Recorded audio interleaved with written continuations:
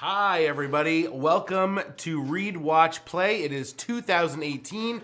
I am your host, Tony Cox, and with me, as always, is DJ Cilantro. I love that! Clifford Parmenter, how are you? Happy New Year, everybody. So where did DJ Cilantro come from? My cousin gave me that nickname when I was like 12 during one of the holiday breaks. Oh, really? And it was just really funny thinking about the holidays of yesteryear. Yeah. And then that was like one of the random questions that Facebook asks you. You know, It's like, what was your nickname? What's your what would be your DJ what would name? your DJ and name? I'm like DJ Cilantro. DJ Cilantro. You know, because it was just hilarious. It just feels so right. I saw that and I was like, that's perfect. That's amazing. So, I guess even at 12, I had a lot of flavor. yeah. Hey, Dr. Kips, what's up? To you, Dr. Kips. This is your first time joining us. Welcome. We talk about comic books, which we had a lot of comic books to get to. We're going to talk. Cliff, you went and saw The Last Jedi in 4D. Yeah! You're going to have to explain to me what that is, because I saw the picture you sent me, and I was like... It was... So they wash your face? They mist your face? Like when there's mist necessary. Oh, my Lord. It was absolutely incredible. I'm really sorry if it's going to be a long night, because, like, that story... There's a lot of stuff. That story is insane. Also, we want to touch a little bit about what we're excited about for 2018 as far as movies and TV go. Which I can segue into from 4DX, because guess what the trailers were in?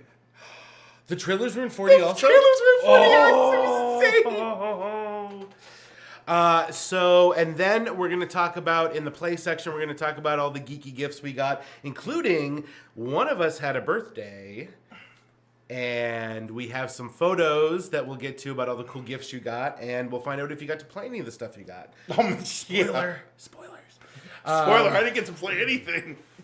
I got a bunch of great stuff for the holidays, so I'm super excited to talk about that. Already DJ Cilantro. Hashtag DJ Cilantro. Catch that one, Adam. All right, let's jump into it. Let's jump right into what did we read. Okay. We got Justice League of America 21. All right, so I tried to cram a lot because a lot happened in 3 weeks. By the way, shout out to Snagglepuss Chronicles, because that was amazing. And it was great, and since Iceman's being canceled, and I guess this is still a limited series, but hey, if you want something that's like gay-centric and Snagglepuss is your lead, that book is incredible, and of course takes place in like the Tennessee Williams era. And in fact, he's basically Tennessee Williams. Oh, it's really? It starts up with him arriving for the final night of his super popular Broadway show with his wife, who's another lion, and they go and perform, and then the show's over, and he drops her off at home and then heads straight to the Stonewall Inn, to go meet his lover, who's a refugee from Cuba, or an escapee from Cuba, I should say, because the refugee doesn't count, who tells him the story about how things changed in Cuba. And how, it's only a matter of time before that happens here if you let your guard down. Anyhow, great subtext story. Huckleberry Hound is one of his friends and is another writer and actually, is a guest star in the story. It's really funny how many of those Hanna-Barbera characters they actually use as people in Snagglepuss's life. Oh, really? Yeah, so it's like this we've got this serious twist on these classic characters, and they're all playing like a real role. Oh, that's cool. It's very cool. That's interesting. Huge thumbs up for me. Awesome.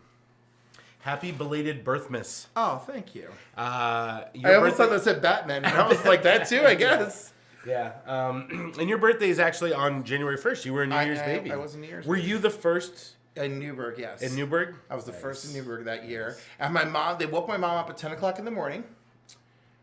Oh, no, she had me at 10 o'clock in the morning. They woke her up later, maybe 1 o'clock, I don't know the exact time, and Jean Schultz, my mom's friend, was expecting to have the New Year's baby and still did not have her son Stephen yet. Yeah. And she got out of bed, and my mom's being woken up, and the evening news is here. My mom's like, I couldn't have given birth to the New Year's baby. I gave birth at 10 a.m. They're like, that's for New York City, honey. She's like, this is Newburgh. Wake up. The evening news is here. So Jean got out of bed, opened up her little beautician's case, and did my mom's hair and blew out her hair. Yeah, so I love that. It's a great story. I found it on microfiche once. Oh, really? And my mom was really upset because she couldn't find it because she wanted to print them out and have them for everybody. Yeah. So it's too bad. But if we ever find out, maybe I'll do it like next year. I'll phone it in. But on your second 40th birthday. oh yeah, because you're not gonna have I'm gonna have 10 of these. Yeah. Absolutely. All right, so let's jump into Justice League of America number 21. You've been loving this book. This was one of your favorites for 2017. It was my personal favorite of 2017. It was like old reliable, where I was having a really good time with a bunch of things, or some things started off too slow and then became incredible, or some things were not around long enough for me in 2017 for me to hand them the crown.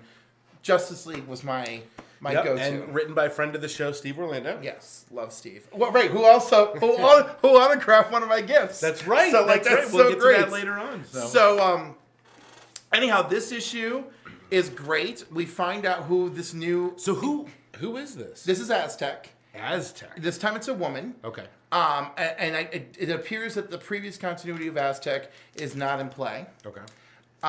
So this helmet crashed landed on Earth. She discovered it. It told her that she has to, battle the evils of Quetzalcoatl or whatever. Mm-hmm. And she starts defending the city of Vanity on her own.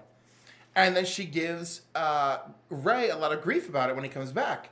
And she's like, and she tells them, like when they have it out and they go through this whole thing where they find people who are Quetzalcoatl's, I think I'm saying it right, I hope I'm saying it right, they're like his followers, and she's just ready to just like take them all down.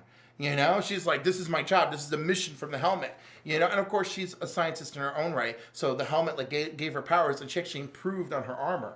This is like alien armor, and she's like, let me improve on it so it's more functional for me. Cool. So, anyhow, the leader of the cult is the police captain's son, and the police captain brought his own squad, basically hitmen, so they could just murder him so no one would ever have to know that his adopted son was the leader. The Ray saves the day by using compassion and empathy.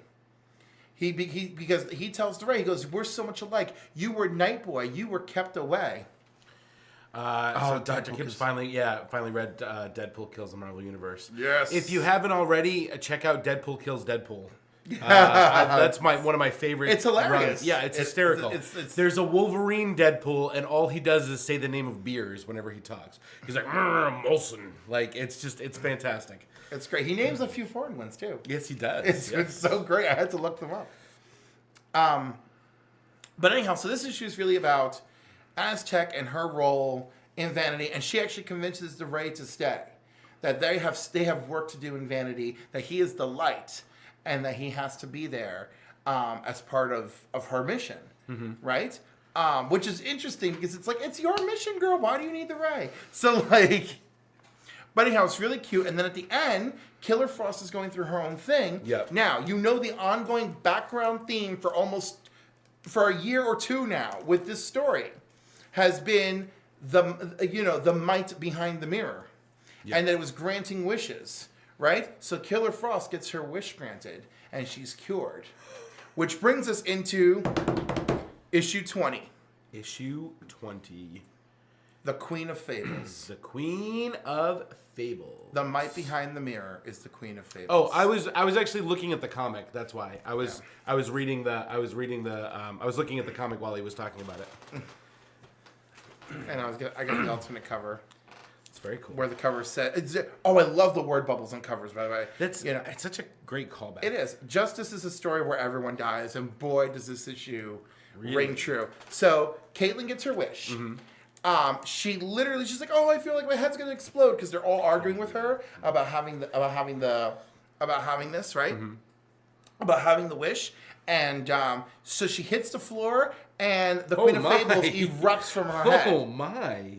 And of course she's free because the evil Batman. This is the only title I'm reading that ties on its own into Batman Metal, by the way. Really? Without like being a crossover Without event. being like because this does not say metal tie-in on the cover like the other ones. So from the perspective of the Justice League of America, team, right? There's evil Batman running amok in different cities in the world, and it's causing panic. And because people are panicked, they're afraid. And because they're afraid, they're making wishes. And because they're making wishes, she's growing in power. And now all she has to do, now that she's in the real world, is take their fear and channel it into her, and she can reign supreme as their queen. Whoa. With Caitlyn as her new adopted sister. What?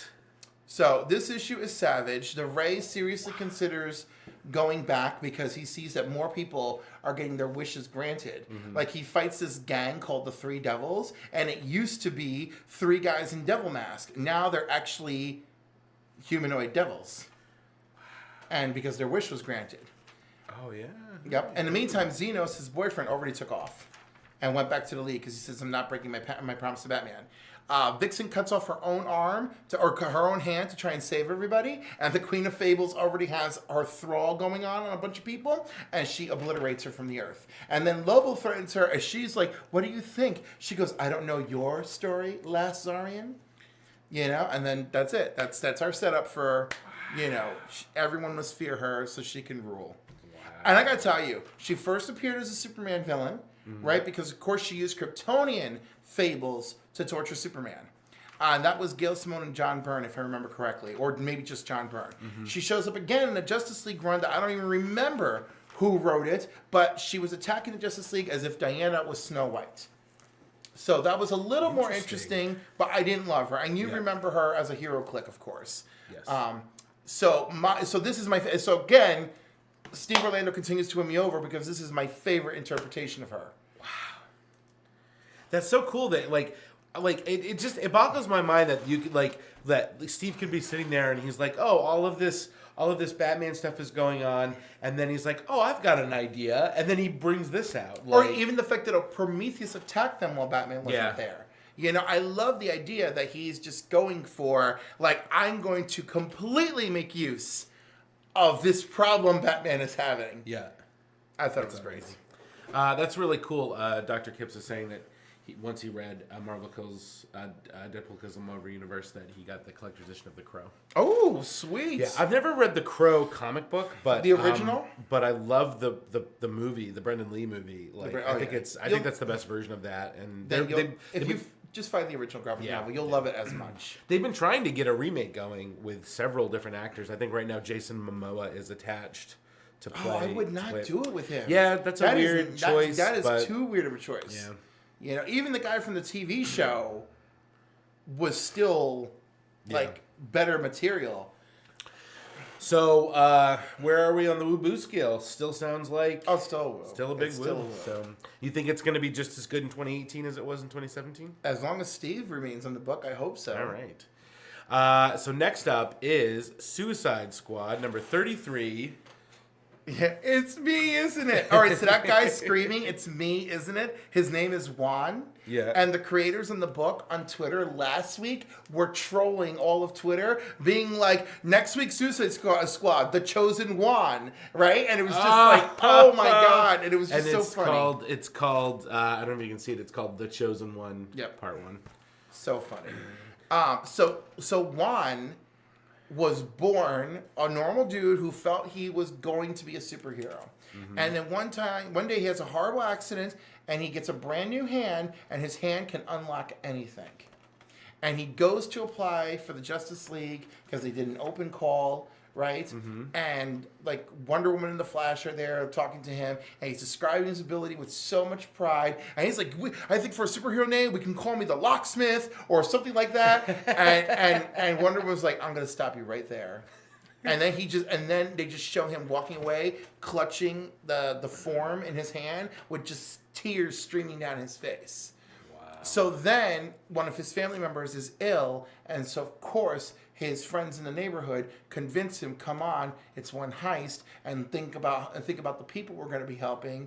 And so they go, and he uses his power to rob the bank, and the Justice League arrives, and they capture everyone, and then he's thrown in a cell at Belle Reve, where a person with his skills could one day be useful to the Suicide Squad. So all he's going on about is how he's a red shirt, how he's going to die, how he watches the Suicide Squad go out on missions all the time, and how the red shirt never comes back, but all the Suicide Squad members come back. Right? Wow. And he's like, oh God, I don't want to die, I don't want to die, I don't want to die. And so they're out there and he's doing everything he can and people are getting murdered all around him constantly. Wow. It's a really fun issue. I don't know like how many great. I don't know how many parts it's gonna be. Oh yeah, the art's beautiful and everything. And like there's the flashback to them all coming back. You know, but notice how it's the main guys, and everyone, and then the other, and this is who went out with them, the body bag. Oh man, this is so good. You know, and also you'll notice his cell is special and suspended in air because his ability is to open any lock with that hand. Yeah. So yeah, that's very cool. Obviously, another woo for me. It was like. It's funny because when I was picking the comics from Anthony last night at Alternaverse, I said to him, do I really want to pick this up? Yeah. Right? And he's like, you're the one who's on Twitter talking about all that Juan stuff. And I'm like, I got to pick it up. Yeah. It was really good. Very cool. So are you going to spoil who doesn't come back or we don't know yet? No. So this cover is an homage to the very first issue of Suicide Squad. Oh. So, and you know, we don't know who doesn't come back yet. It just, you know, all it says is 8 people will put their lives on the line for our country. One of them will be coming back. At the end of this storyline, I imagine, we'll learn who doesn't come back. Very cool. All right. Well, it sounds like this was a woo then. It's a woo. Awesome. All right. Next up is... this was one of the interior shots. Let's get a close-up on that. So you can see Juan's panic because he doesn't feel like he belongs in the story. You know, you see all sorts of red shirts out there fighting alongside the Suicide Squad. They're literally wearing red shirts, too. No, that's what's so freaking hilarious. That's amazing. And, of course, he's wearing red armor, too. Yeah. So he's just like, I'm a red shirt. Yeah. Oh, this is great. So good. All so right. good. So next up is... Superman number 38, Super Sons of Tomorrow Part 4. So I am using this comic because it came out last week, and this week there is no Super Sons of Tomorrow. Next week it'll wrap up in Super Sons itself. So I'm using this issue as a catch-all for all of them. Dick Grayson from the future comes back. He's being hurtled through time. Sorry, Tim Drake of the future is being hurtled through time. He now calls himself Savior. This is that future Tim, that Titans Tomorrow Tim that we've already met. In his future, his Titans Tomorrow, Superman, Connor Kent, Cassie Sandmark, Wonder Woman, and Bart Allen, The Flash, who are my favorites, and I want them all back, right? Yeah. They are trying to figure out where he is. He sends his mechanical hand through the time stream to reach out to them, and they use the hand to come back to the past. So while they're doing that, Savior's basically telling Superman, I have to kill your son. He's a danger to everyone, right? And I'm going to prove it to you. And he has Jonathan Kent unleash Supernova. Remember how Superman said, oh, he's got all his powers now. Are there any powers I don't know about yet? Well, yes, he can do Supernova just like Superman and apparently Supergirl can. Where you let off that super blast and it leaves you powerless for a while. Except that John Kent is half human. So therefore, he cannot control it. The energy just is everywhere. So Savior triggers it so that John detonates like a bomb and hurts the Titans and Superman and everybody. Wow. So then the Titans actually split into 2 teams. Half that agrees with Tim Drake of the future, and half that is like, no, we're not going to do that to anyone, and we're going to go help this kid. All of them agree on one thing. We will help this kid, even though Savior has made it kind of clear he wants to just kill him. Yeah. So it all comes to a head at the Fortress of Solitude. Damien's like, this is a terrible idea. They'll know we're going to the fortress. He's like, it's Kryptonian technology. What can they possibly do to us there? And, of course, they arrive, and Superman is in a red sun trap. Because freaking Tim Drake of the future created one. But he sees Jonathan, he sees he's in danger, and he uses every ounce of solar power he has left in his body, and he breaks out of that freaking machine to come out and help his son. So Savior's there, the Titans have arrived, Raven, who's on team, we need to encase the boy, is like, let's just handle this. Everyone's flipping out. Titans Tomorrow, boom! They come in, the time stream opens. He's about to supernova again. Everyone's like, what are we going to do? Connor Kent grabs Superman. He's like, I can't fail John again. Cassie is like, no, I don't care what our quarrel is. She goes, no child will die in front of me. And she freaking whips out the lasso to try and create some kind of containment. Yeah. Like they all come together to help him. And freaking Savior sets off some kind of freaking weapon of some sort. And they're like, what are you doing now? He draws all the supernova power into this thing and uses it to launch himself through the time stream. And they're like, what did he just do? And they're like, did he just take John's supernova power away from him? So that's what he did. He took the power away from him. So was it all like a ploy? It was all a ploy the power to take the power so that he could never hurt anyone with that power again. Yeah. Right? But apparently he'll still have enough to be Superboy, I guess, right? Yeah. And then he gets launched to the time stream, and the time stream looks like freaking hyper time because it's images of things that we know are in continuity and things we know that are not in continuity. You know, Really? like Superman is holding Supergirl's body during Crisis, and all the White Lanterns, and all sorts of stuff that we've seen happen in and out of continuity. And then it's like, you know, to be continued in Super Sons. So yeah, I caught you guys up on all those issues like as fast as I could. I think it's a great story. I think the story is better than I ever dreamed. I think Peter J. Tomasi is just doing an amazing job with all these titles, and this story was just so great. Is he the regular writer on all these titles? On Superman and Super Sons. And is it crossed over with any other? It crossed over with Teen Titans. With Teen Titans. So Superman, Super Sons, Teen Titans. I feel like there's one more. Because normally it's so weird whenever they do these like cross story arcs, they're not usually like very cohesed. Oh, by the way, You know? more okay. So like, we'll even use the crossover from Metal, right? The crossover from Metal still focused on the title characters of each book. Yeah. This one pulled a CW crossover. Really? It does not matter whose book you're reading. Everyone is a main character. Yeah. In Superman's book, this issue of Superman's only involved for maybe 4 pages of story. Wow.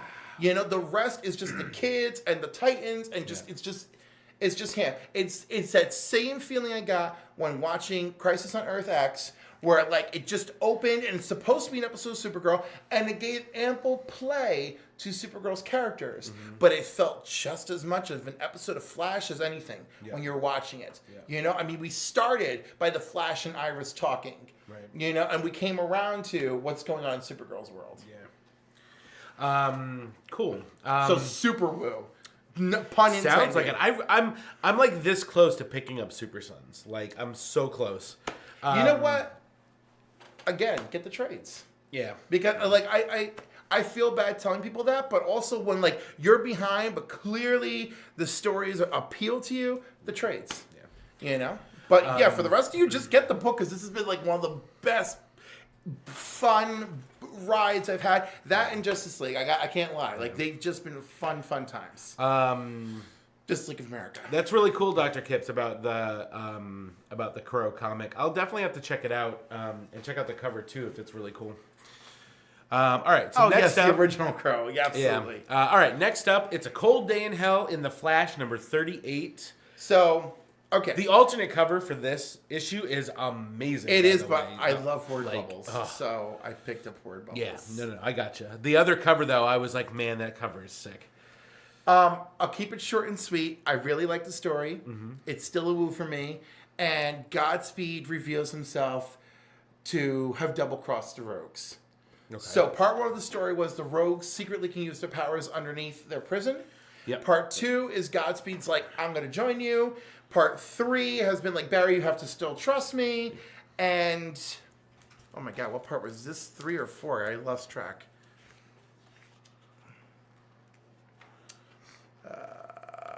Finale. I'm assuming this is part 4, which is basically, you know, he comes through in the end, and he tells Barry, I don't feel like I did anything wrong as Godspeed, and I certainly would have had my chance to escape working with these guys, but I feel like I need to be here until you forgive me.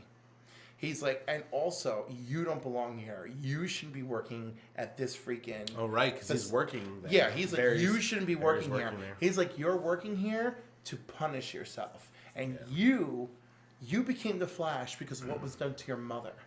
He's like, and you channeled all that pain into being a hero. You don't have to channel that pain into making a prison for yourself. And I'm like so freaking moved that the supervillain... Was Barry, like, crying at the end of it? Barry goes right to his mother's grave. Really? And he starts talking... I know I'm giving it away, guys. He goes right to his mother's grave, and he's talking about how he doesn't want his life to be that. He doesn't want to make this prison for himself. That he feels the road to doing that is to be able to forgive himself. And to one day be able to forgive himself, he has to look for forgiveness. And the forgiveness is a mystery. And it's a mystery I want to solve with you, Iris. Please forgive me. And she's standing there next to the grave with him. And that's the final page. Wow. I mean, like very cool. Like Williamson just... I just don't remember. Like, I don't, like, everything leading up to this, I've had, like, fun times, and it's been good, and it's been a woo or a soft woo, but this was a great story, a great wrap-up, which I didn't ruin for you, because I want people to really read this. And then, of course, I've ruined the big wrap-up, which is he wants forgiveness from Iris, which we know happened from their trip to the future. And of course, he's even trying to get, both Wallies to kind of... give him a little love. So yeah, Very cool. huge woo, great story. I love stories that are like a good story, and there's like a little bit of a mystery, and there's action, and you're emotionally moved. Yeah. I mean, it was just huge sell for me this week. That's awesome. All right, so next up is Hal Jordan and the Green Lantern Corps, Twilight of the Guardians, in the grips of the controllers, number 36. Do I have internal art too? Do you have internal art for this one? No, No internal art. I wanted to. Anyhow, so they come to the rescue of the Guardians. Yep. To fight so they've been battling the controllers. Yep. To fight the controllers, Ganthet is in there, and Ganthet is thinking about how he has no legacy. That he is not a father. That it's very likely that Are these things the Guardians think of? Yes, because he's watched the other Guardians die. There's only 6 of them left. Right. And before, when it was a planet full of them, and they never had to think about that. Mm-hmm.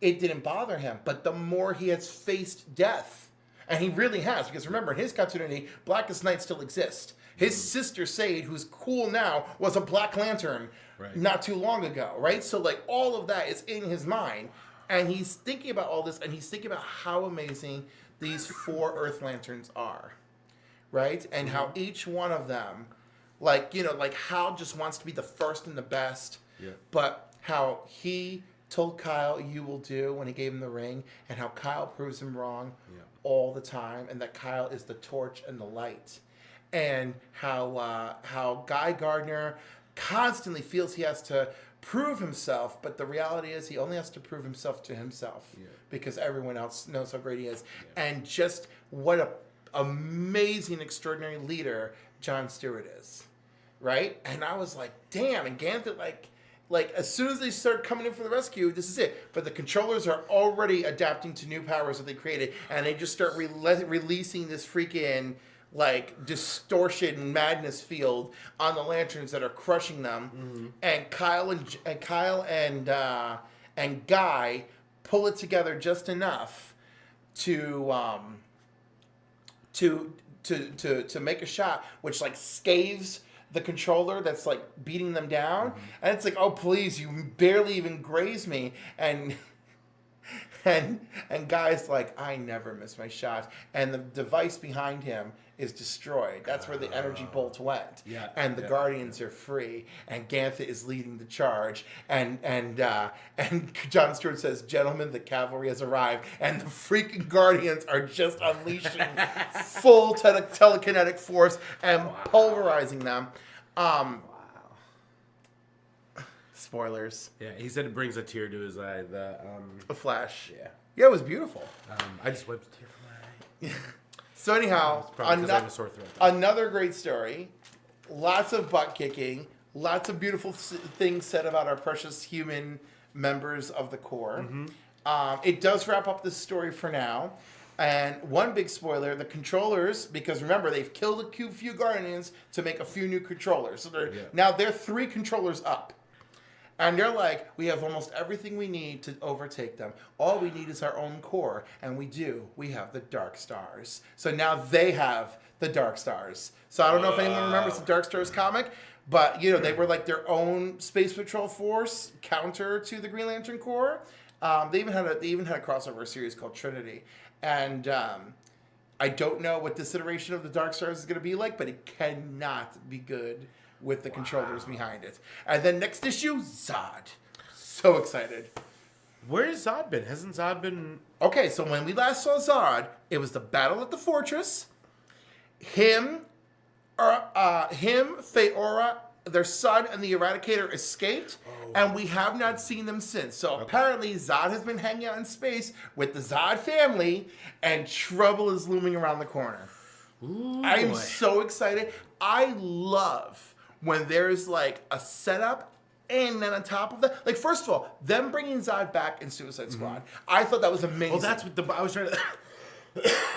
Excuse me. I was trying to remember what book he was in recently. Yeah, I loved it. He showed up. He kicked butt. He fired the kryptonite bomb out of his own freaking head with heat vision. Yep. He shows up as Superman and starts wrecking house and teams up with the Cyborg Superman, the Eradicator. Even the Cyborg Superman's like, oh wait, even I can't go along with what's happening over here. The Eradicator is like, nope, I'm all for the preservation of Krypton. I'm with you. You're more interested in Krypton than Kal-El is. Wow. And this whole thing has been amazing. And now the fact that the core is going to go up against him, and it's no joke. Yeah.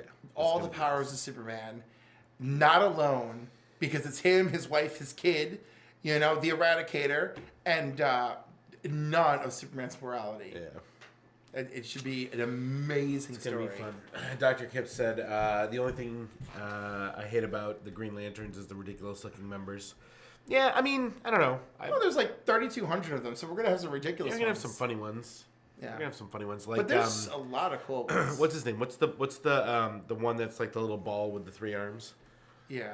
Not even memorable. Yeah, I don't even... Yeah. Anyway. But Aricia, great. Boudica, great. Kilowog, Tomar 2. Tomar 2. I don't know. There have been a lot of core members I really enjoy. I like... You know what I really liked was the Green Lantern animated series. That was so good, you know what? Man. People champion bringing back Young Justice, which I love. But where was the championing of bringing back Green Lantern animated series? That was so, I was blown away. I was like, this is really good. And it ended on such a cool wrap-up / cliffhanger. Yeah. And I love how they're fighting in space. And he's like, Guy Gardner, what are you doing here? He's like, don't worry, this is John Stewart guy on Earth. It's okay. And I'm like, I want John Stewart in the show. Yeah.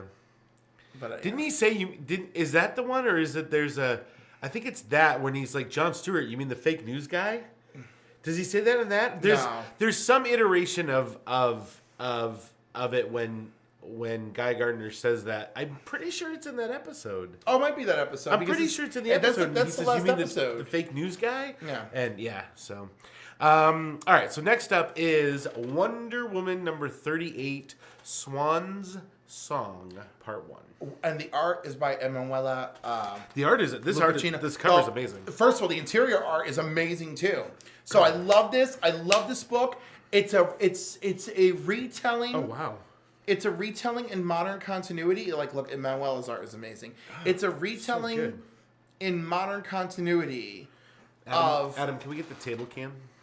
Show off this awesome artwork here. Look, this page is really the first page right there. Yeah, that's amazing. So good. So who is Wonder Woman saving? Wonder Woman is saving Vanessa. Do you know who Vanessa is? I do not know who Vanessa is. Do you remember me ranting and raving about Vanessa Capanellis? Wait, am I saying her name right? Let me make sure. I can barely believe it happened. It was all a blur.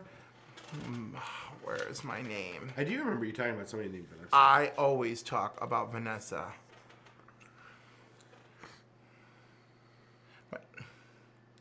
Yeah, Vanessa Capitellis, Greek girl. So anyhow, this is a new iteration of her origin. Wonder Woman saved her, befriended her and her mom. Now, that also happened in the George Perez run. Mm-hmm. In the Phil Jimenez run, Vanessa's kidnapped. Her mind is altered. She becomes the second in that continuity Silver Swan, right? And battles Wonder Woman. And of course, Wonder Woman does everything she can to fix Vanessa and ultimately goes to Vanessa's graduation. Here we have the rebirth version of Vanessa. She befriended her mom and Vanessa. She saved Vanessa, all of that. Vanessa's mom is there for her the whole time while Vanessa is in rehabilitation. Vanessa can't walk, all etc., etc. Wonder Woman comes to visit when she can, and of course over time she visits less and less. This keeps weighing on Vanessa's brain. Then one day there's a terrible car accident. Vanessa's mother dies. She hasn't heard from Diana. Diana did not come for her mother's death, for the funeral. She hasn't seen her. She hasn't seen Diana in months. But she sees Diana on the TV all the time, saving other people, befriending other families. So all of that is getting in her head. Yep. In the meantime, Wonder Woman's brother, Jason, she invited him to stay with her, and he decided to have a party with the locals at Wonder Woman's beach house. And she's like, "Are you crazy? You can't do that here." And he's like, "Oh, but I want to help. I want to be with you. I want to be your partner. I want to be trained by you. We should go on adventures together." She goes, "No, what I do isn't adventures. This, what you did here, trashing my house with strangers, that's an adventure. You're going to clean this place up. And Argus is going to have to clean this place up." And he goes, "I told you I did the cleaning." She goes, "No, you're going to clean it. Argus is going to clean it for bombs or whatever horrible things could come in here because it's Wonder Woman's beach house." So she gives him a huge speech. I love my Justice League shirt, by the way. She gives him a huge speech on what being a hero is, and she tells him, she's like, and he's like, "I guess you want me to go." And she's like, "No, I don't want you to go. I want you to know what you're doing here. I want you to be ready for this life." She goes, "You cannot." She goes, "You have to have your guard up. You can't trust everybody." She's like, "You come from a fishing town. You don't know anybody. You want to meet everybody." And she's like, "And that's not how this works." So she tells him, just make sure you really want to be here. And she leaves him. And then, of course, she goes to investigate what's going on. And she finds a home with people brutally murdered. And surprise! My name is Vanessa. No, my name is Silver Swan. And I am Wonder Woman's enemy. Worst enemy. Oh, my God.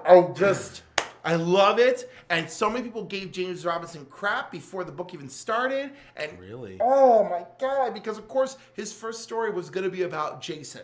So people start freaking out about it. And in reality, that opening arc wasn't really so much about Jason so much as it was about Grail and Darkseid, in my opinion.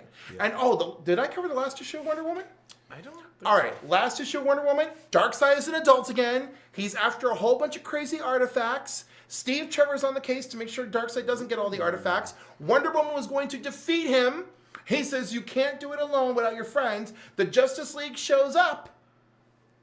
And Darkseid gets away. And she said, "For the first time ever, I'm angry at my friends because I know I could have defeated him on my own." But them showing up was just enough of a distraction for Darkseid to get away. Wow. So that was the wrap up of that story. I thought that was great. People need to read it. I'm having a wonderful time with this book. When did he take over? When did he take over writing? Right after I think it was Greg Rucka. Okay, so it was only a few months ago. All right. But yeah, this book, it went good, really good. Oh my God, I love everything that's happening here. I'm excited. All right, next up is The Midnight Hour for Superwoman final issue. So I haven't covered Superwoman in a while because I knew it was going to end, and it just broke my heart. Yeah. And sure enough, the book ends here. And sure enough, Lana has to give up her powers as expected. The typical crap that happens when your book gets canceled. Yeah. Either you are going to be segued back to wherever you belong because you don't deserve your own title, or worse, you're going to be segued off to somewhere. Oh, by the way, we're going to take your powers too. So there has been this villain, Midnight, who is a creation, not a pawn, but both, creation and pawn of Lena Luthor, right? And she is basically around to make Superwoman's life hell until she can release Lena. So, but she can feel whatever Lana feels. So they end up having this wonderful exchange, and she starts experiencing all these emotions that Lana's experiencing through Lana. And she goes, "Well, you can experience them for yourself if you free yourself and end this." And she goes, "But I can't. Like, I'm bound to Lena." So ultimately what they decide is, She can only be free if she's destroyed, and that way Lena cannot escape.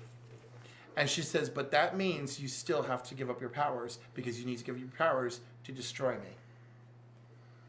So she does. And that's the end of the issue. As she comes free of her burden, and John Henry is there waiting for her to, that's Natasha Irons. Oh. John Henry's niece, a.k.a. Steel 2. Okay. That's pretty cool. It's beautiful. It's a wonderful issue wrapping up everything that is good about Lana. But I wish she could still be Superwoman. That's too bad. It is too bad. But it was a great ending. The cover I chose that we're looking at is a Phil Jimenez cover. Phil Jimenez, and I'm sorry, I forgot who the other person is who worked on it. But I figure it's the appropriate cover since he's the one who started the book. And all the DC books this week, the backup story last week was for one of the new titles. I don't remember his name, but he feels like a Spider-Man knockoff. And then on the last page, he encounters what looks like a very Fourth World-esque creature. And I'm like, man, these things don't feel like they meld together very well. But sure. But this one, all of this week's issues, the backup stories have been an entry point for the Terrifics. The Terrifics with Mr. Terrific. Yes, and Plastic Man, who is still an egg when this story begins. So eventually he'll pop out of there. An egg. All right, so next up is Action Comics number 995. We're getting awfully close to that 1000 mark. Oh, I can't wait. I'm holding the other cover. In fact, I think I just ordered today. I put in the initial order for $9.99. Man, this is a great cover. Yeah, I don't know where we left off with them. They went. Oh, okay. I remember. So they went back in time to Krypton before it exploded. Yeah. Then they got hurtled into the future, Booster's future, where Booster comes from, with one of the Eradicators working as Zod's guard from Krypton. Let's cut to the interior shots. So Superman. By the way, this is Brett Booth's art, and I absolutely love it. And Dan Jurgens, of course, is still on writing. So Booster shot. So anyhow, Superman played possum so that he could beat the crap out of this Eradicator.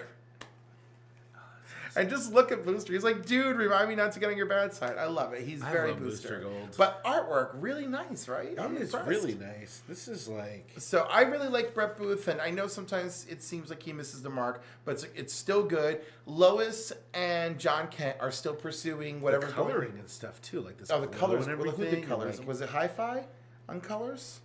Nope, Andrew Dalehouse. Andrew Dalehouse. Okay. Well, surprise. Travis Hi-Fi did the the cover.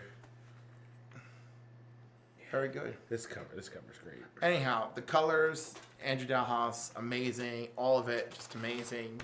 But it's a great story. And, of course, we find that Booster is perceived to be a super thief because he stole so much stuff in that era. His father's a scumbag in prison, which even Superman doesn't like him.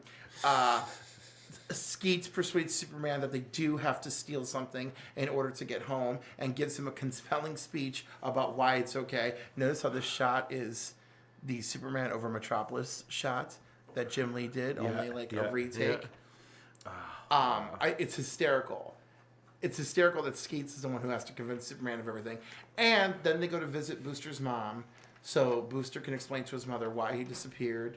So she doesn't have to be miserable the rest of her life wondering what happened to her son. And Superman is there. And Skeets is like, normally I wouldn't okay this, but it's important for Booster's mother to know what would happen to her son. So Superman talks about, your son is the greatest hero that no one's ever heard of. Wow. And then they go back to the present, where clearly things are not right, where you are free to enter and you are welcome to enter the city so long as you kneel before Zod. Whoa. So whatever time travel things happen, it's upsetting. Oh, Superman's still upset with Booster because Superman got glimpses in the time stream of what would happen had he saved Krypton. And he got glimpses of the life he would have living on New Krypton with a different family. And Booster's like, you have Lois, you have John. You can't tell me that what you see here is worth replacing them. Yeah. And Superman's like it might be because look, Kryptonians are alive and thriving, and he's like, Superman, you're supposed to be like the greatest hero in the universe, allowing Krypton to survive. It would just be like the biggest mistake ever. Like, and so Superman's like really. So this starts with Superman super shook about that, and he's not happy. He's not happy with Booster, and then of course Skeets kind of works it through. All right, so woo, like this story is way better than I have ever imagined it, and of course if you love Booster Gold, hey, he's one of my friends called him DC's cockroach. Because you just can't get rid of him. Booster Gold? Yeah, and I was like, that is harsh. There's been rumors that Greg Berlanti was developing a Booster Gold movie for Warner Brothers.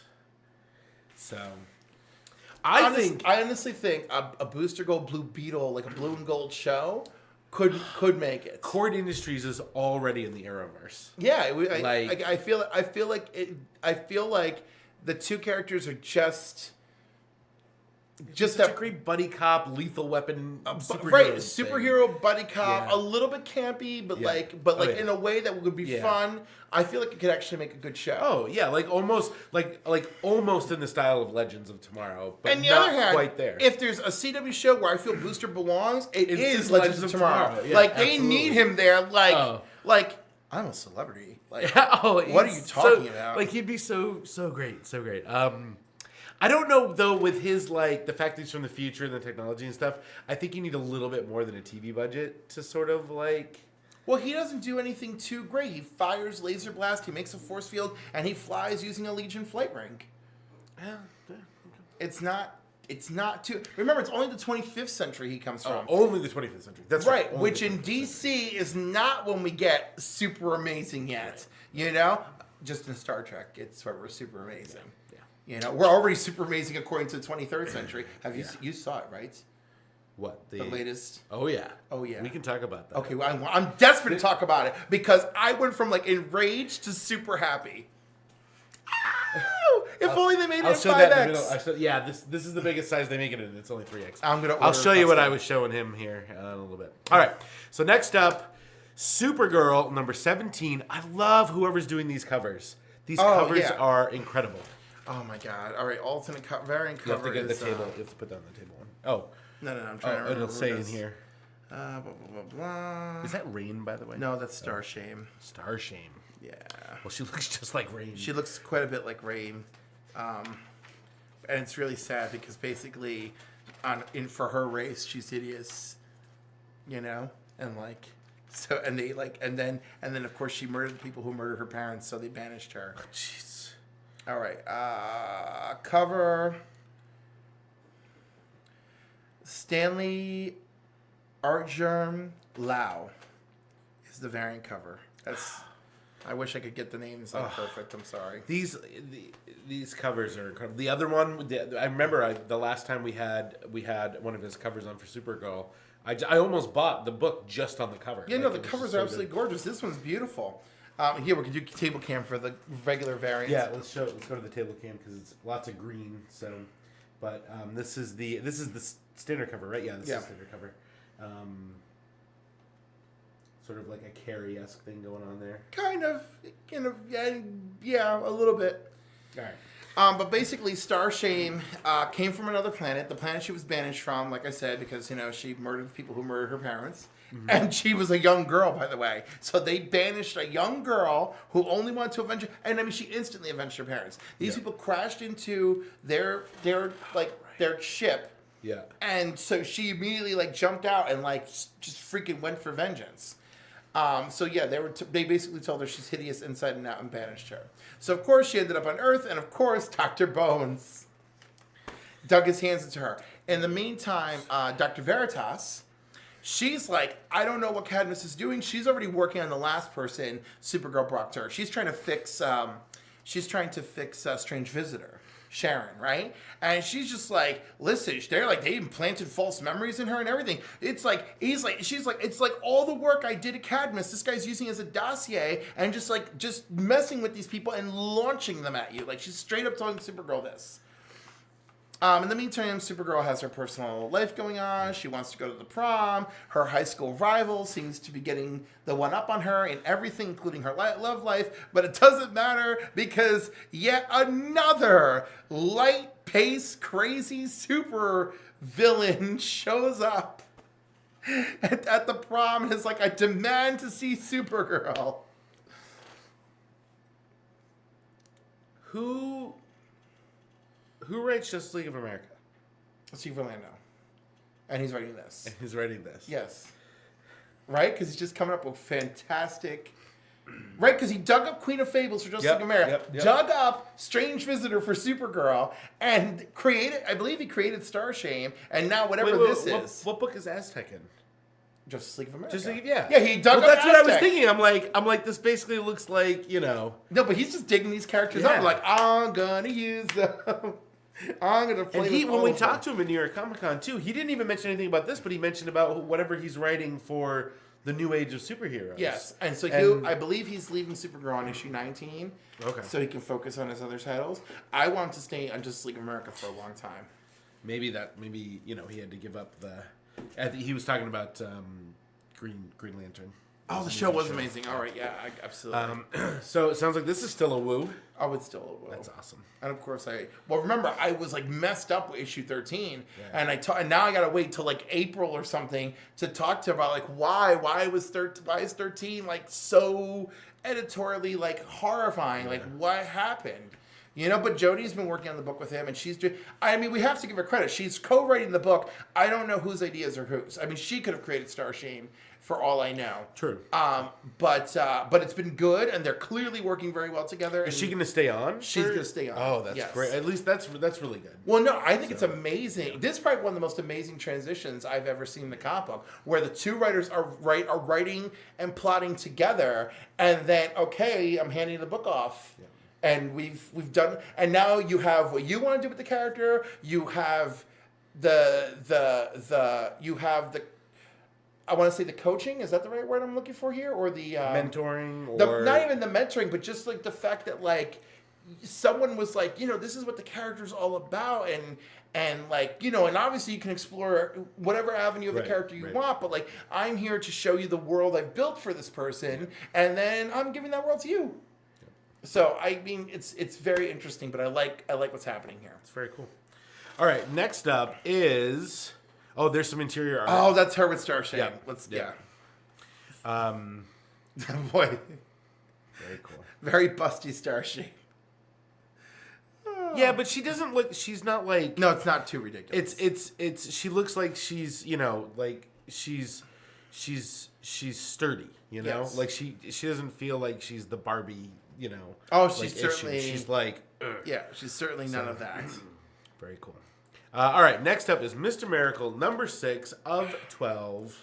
Which, as I told you, if there was a must-read book for everyone from 2017, it's this book. And in fact, DC hired Brian Michael Bendis just so they can put this quote on the book. It's his first DC work. His first DC work is this quote. Yeah. That's hilarious. That huge deal they've got is just for this quote right here. No, that was what's his name's joke, wasn't it? Jason Inman's joke? Oh, really? Yeah, I didn't know. No, his joke was like, here it is, Brian Michael Bendis' work. And it was like, and then Brian Michael Bendis is like, yeah, it's my first work at DC. Wow. So his first work. No, I didn't see Jason. Oh, you didn't see that? No, I didn't see that. It was all over Twitter. It was no, I just made that. I was just. You made that up, yeah, right now. It was so great. Right. So great. Foiled again by Jason Inman. Anyway, every year, one book stands up above everyone else's. Fans and creators alike stop and stare in amazement at a couple of creators finding a new voice, new point of view, and new levels of artistic expression. This year, it is Mr. Miracle. Yeah, I said it first, but yeah, Brian Michael Bendis put it into better words, I guess. Yep. So yeah, you were beaten by Jason Inman. I was beaten.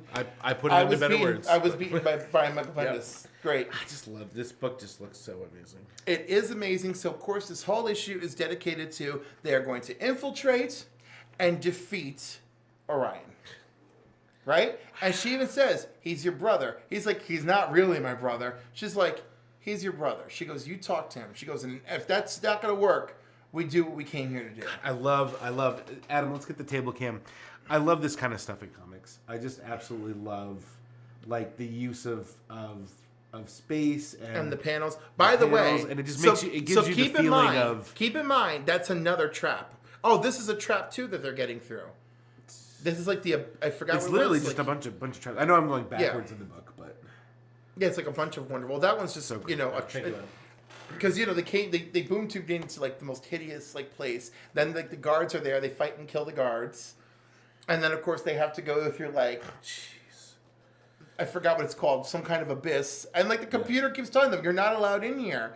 And then of course they get through the abyss and they're in a private chamber that tries to kill them. And then they get through there and what do they find? Light Ray trying to kill them. Or stop them, I should say. But, you know, Barda. Oh, and at this point in time, Barda decides to announce that she's pregnant when they're battling Light Ray. After she got blasted in the stomach. I'm like, because the whole time they're arguing about why they need to cut the living room in half and add an extra bedroom. Like, why? Who's this extra bedroom for? We have the inflatable mattress for guests. I don't understand. And then she gets blasted. And she goes, well, I'm pregnant. And then, of course, they finish blasting, and she knocks out Light Ray, and he grabs her from behind, and he's like, I love you. And she goes, and I believe you, scot-free. Wow. So they get to the final room. She gives him the spiel, and he goes in, and Orion is murdered. Not by them. Not by them. He's murdered upon arrival. And he discovers someone sitting there on a throne, and it's Darkseid. And then the dark side is and he black goes panel from because he says dark side does not do Darkseid is and that black panel we saw in the previous that's been building issues, up to this. Yeah. And so now Barda heard something from outside. She goes in, she's freaking out because Scott took his place on that throne, and that throne is the Apocalypse Trap. And apparently we'll find out what that is in the next issue. And I mean, this is issue 6 of 12, and like it's just been like clockwork coming right at us. So good. So it good. really is. Huge woo, the biggest woo, definitely, because this book is so good. And of course, I'm skipping over just how wonderful like the dialogue is throughout the issue. Hopefully, people will pick this up. They should be like. I mean, it's just a great book, and I don't know what's holding anybody. Tom King is writing it, and everybody loves his Batman. They should love this too. Yeah. All right. So next up is Jennifer Walters. She-Hulk must die. Jennifer Walters. She-Hulk must die. Look at that cover. Like such a great cover with like the statues. Yep. The broken statues and stuff. So as you know, she's been battling that scientist who's been affected by the leader. Yep. What is her name? Oh man, it was like it was perfectly with me today. Robin. Thank you, Robin Miser Molt. Yep. So Jen tries to avoid this other She-Hulk as much as she can in physical combat. She no longer can. She gives in to becoming the Hulk, and then she goes into this nether space. And she sees Robin there. And she goes, well, this is where I go when I become the Hulk. And Jen is like, I've never been here before. And she goes, and you're here too? What's going on out there? And she's like, you're trying to kill me. And then it cuts to the outside, right? Wow. And then, Robin, young Robin on the inside is like, I don't know how I let this happen. All I wanted to be was like you. And she goes, what's happening now? She goes, she's like, I think I'm killing you a little bit. She's like, but no, you're probably going to kill me. And their battle continues on the outside. And Jen starts screaming from the inside, listen to me. You are me, Hulk. You are me. We're not going to kill her. So Hulk pummels her into the ground until she turns back into Robin. And the leader's like, finish her. And she looks at she looks at him and she's like, no, Robin lives, And then she goes and smashes and pummels the leader, and he tries to electrocute her, and instead she electrocutes him, and she gets a little jolt for herself. So she realizes there's a lot of issues she has, and she goes to go find her psychiatrist that she turned her nose up at several issues ago. Wow. So Jennifer Walters must die. Next chapter. It's not easy being green. It's not easy being green, which I think maybe she'll go back to being green because she's been gray for a while. Gray, yeah. Again, fun issue, Marvel title. Woo! Yeah, I finally got some Marvel in. I also read a Marvel title this week. I read Avengers number 675, No Surrender. Week 1. Part 1. Week Week one. 1? Oh, on the comic it says part 1. Yeah, Weird. I do believe so. Avengers No Surrender is going to be a weekly event. It is a weekly event. I think they're going to do the whole 52 weeks. Oh, really? I think they're. Man. I think they're going to go. Adam, for can it. we get a shot? This is also a. Can we get the table cam? Lenticular This is also a 3D. lenticular. A very nice lenticular cover. I don't know if you can. Anyway, very nice lenticular 3D cover. Thank you, Adam. And so this is so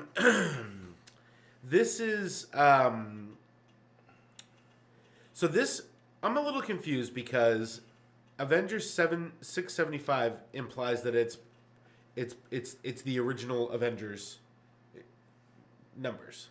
Yes. Okay. So sorry, I'm getting over a cold. I can't breathe very well. And then they're doing it weekly now. Are they just trying to catch up? Are they trying to catch up with Action Comics? Or somebody. Or somebody? I mean they could, but I come on. And do a weekly book with let's bring different teams together to just cover as much Avengers-ness as we possibly can. Now, the Avengers legacy started with the Worlds Collide. Yes. Okay. And I didn't read that, so I jumped into this. I saw this cover. I was like, "This is crazy." Well, this is a very good jumping-on story, anyway. You'd think so. I think so. Did you read this? Yes. You did. Yeah. Okay. I'm interested in your thoughts because I actually liked it because I feel like if you're gonna do it, you're gonna do it. Okay. It starts with Living Lightning. So it starts with Living Lightning, who is now going by the name Lightning. It's just Lightning. Because he was getting confused with somebody else. Living Laser. Anyway, it's Who's whatever. a villain. Okay, I have way more Marvel knowledge going into It's fine. this. That's fine. It's not even that I'm upset about. Well, anyway. So then something happens. The sky goes red. Several very crisisy. I like that. Several Avengers. You see Beast. He's like, "Oh, my stars and garters." Like you see Miles Morales, Spider-Man, Doctor Strange, Miss Marvel, Vision, Captain Marvel, who's out in space. Who, by the way, right? What is it that she discovers? That the planet is stolen. Right, she can't see Earth. She can't see Earth. Yeah. And Beast is, am I correct? Beast is on a space station? Yeah. Beast is also on a space This is the station. other Beast, I believe. Yes. This is Old Beast. Yeah. This is Old Man Beast. So, not U.S. Avengers Beast. Correct. Which, I have an issue with something in this with the U.S. Avengers. Because I don't know anybody who saw one of our shows, a few weeks ago. I started reading U.S. Avengers with when Legacy started, and I'm actually probably gonna. They were only 10 or 11 issues in, so I'm planning on going back and reading it from the beginning. But I'll talk about that in a minute. So anyway, a bunch of stuff happens. Spoiler alert: Jarvis seemingly gets crushed to death. At least they reveal he's hospitalized. Oh, yes.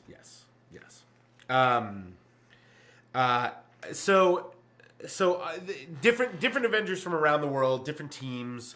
I know you want to talk about that. So different teams see this phenomenon, red thing happening, and then at the end it's we can't play Jean Grey for this one. Yeah, it's not too great. Then you discover that a bunch of you see Captain America, and he goes to throw his shield, and then he freezes. Right? Yeah. That's what appears to happen. Then you see Peter Parker, Spider-Man frozen, Black Panther frozen, the Champions frozen, the X-Men frozen, some of the U.S. Avengers frozen, namely Enigma and Squirrel Girl. You see Vision frozen and Wasp frozen. Original Wasp. Original Wasp frozen. And then Falcon assembles the remaining Avengers. And this is all the story's kind of cool because you're introduced to what Living Lightning is doing, and he talks about how he hasn't been a member of the Avengers for a long time. Right, but keep in mind, because this is such a global event, the reservist members of the Avengers are also and then that's called. the thing is that Falcon is like, we got to call in everybody. Yeah. And so the callback is that Living Lightning's card vibrates, and he's like, I didn't even recognize it at first because it's been so long. So I did kind of like that. Me personally, I'm super biased, but I love that he's our jumping on character. Yeah, that's cool. I'll tell you what my issues are with this comic. Anyway, so they get everybody together, and then they're talking. Yeah, New Wasp is there. New Wasp is there. Now, who is this? Voyager. Okay. Right, and we have no idea who she is. She's she's in a statue with the original Avengers, with the founding Avengers. Right. She's the unknown. We're gonna find out all about her. Yeah. And apparently this is gonna be it. Oh, that's kind of cool. Let's focus on that for. By the way, This? No, next page. Oh, this is cool. Okay, so let's get the table cam. So they did this really cool thing, and they used to do this. You know when they used to do this is when on Jonathan Hickman's Avengers run. Remember how in the beginning they used to map out who everybody was and stuff. It goes. I mean, they've done it. All it this goes stuff, way back, but I like that they brought it back for sure. So this tells you who's in the Avengers, who's in the Unity Squad, who's in the U.S. Avengers, who's in Occupy Avengers, and who's unaffiliated. So this is cool. It sort of sums up the teams. I always really like that, right? So we don't know who this Voyager person is, okay? And we don't know where the Earth is. And the U.S. Avengers say something about like when they lost contact with Beast on the space station, that he said something about the Earth being moved or stolen or something. So anyway, really, really interesting. That whole plot thing is really cool, and I'm looking forward to it. But I'll be honest with you, I was almost checked out after the first 3 pages. You had that much of a problem with Living Lightning? I didn't have a problem with Living Lightning. I just thought that the dialogue was not great for an introductory comic. I felt it was too forced. I gotta talk. Well, right, but you know I thought it was like, oh, let me exposition out the crap out of this. I call it jump on dialogue. Like I know, but like it's, in my opinion, it was very like cookie cutter, cut and dry, like, and I'm like, there's got to be more interesting ways of writing this stuff. That's the thing, like, you know, like I don't know how interesting you can make jumping on point dialogue, but he is our jumping on point person, and I didn't think it was terrible, you know, and there was like enough going on. It was enough happening that he's kind of interesting, even though the dialogue is cookie cutter. But at least, let's be fair, after those first 3 pages, it's like boom. The event is definitely exciting. Yeah. I was like, oh man, there's a lot of like I'd almost rather, like, when Jonathan Hickman was writing the Avengers, like he would never like explain anything like this. It was like he would drop some little seeds and nuggets. But remember, this is very figure different. It out like later on. This is very different. This is going to be a big ass weekly event, and they want people to grasp and jump on board, and I'm forgiving it because of the nature of the event. The thing was when I was like, it's a weekly event, so why can't you give me the time to like? But they are. If you notice, there's all sorts of things that are said and set here that obviously are going to unfold in the weeks ahead. Like, first of all, look how many Avengers there are that are active at the moment, right? To do something. They're not going to work as one team. They're definitely going to have to break off. I just felt like the first 3 pages could have almost been... They could have been better, but like it wasn't that awful. Well, I felt like it could have been like 1 page. The way I felt about the last 2 issues of Batman. With the Super Friends Part 1 and 2. Let's take our wives out for a date and talk about how great we are in our internal dialogue. Oh, wow. I'm so. By the way, really fun. But 2 issues of that could have just been 1 issue. The first half of the issue could have been them trying to encounter each other, thinking about how great they are. The second half could have been the dates. Yeah. So the other issue I have with the U.S. Avengers, okay, so they show up. They're at Mount Vesuvius trying to stop lava flow, whatever. Very cool. I love these guys. I love this sort of like, rogue Avenger squad that like, they don't all get along. Like I really like them, and I can't wait for the next issue. So I read issue 11, which is the one that I talked about on the show where Cannonball is in this like, Archie whole thing, right?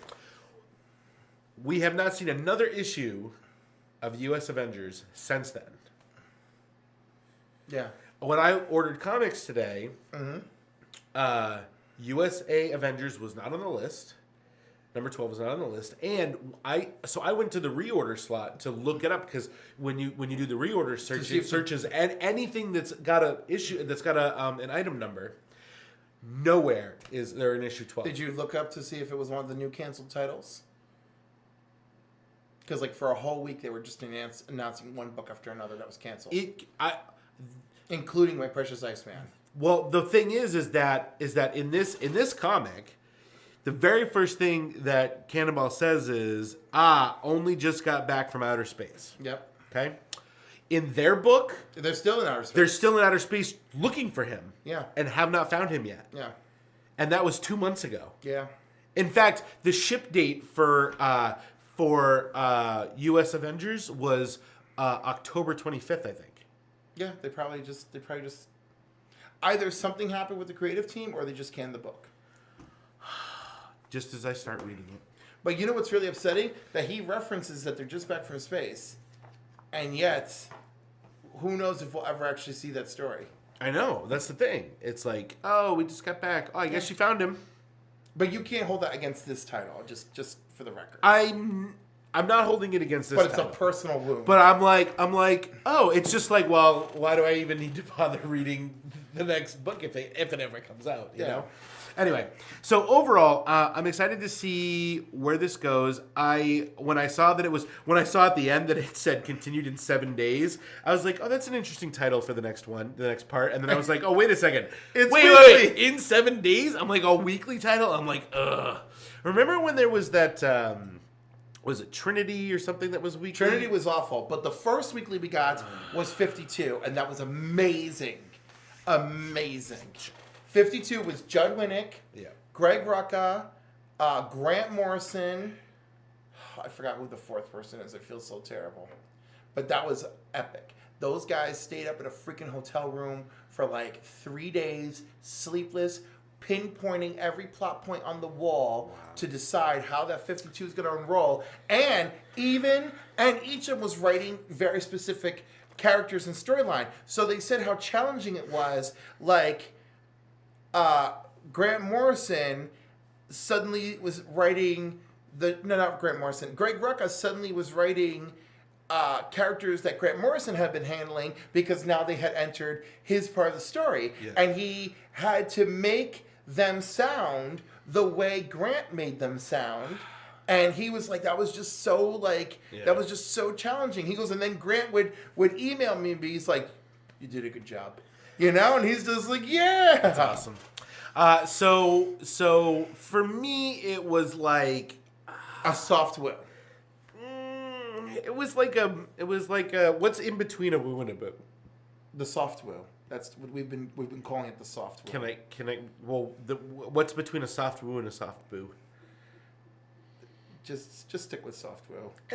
Yeah, right. Let's put it like this. Would you like to read the next chapter before you make your decision on the story? I would only like to read the next chapter because I don't have to wait a month.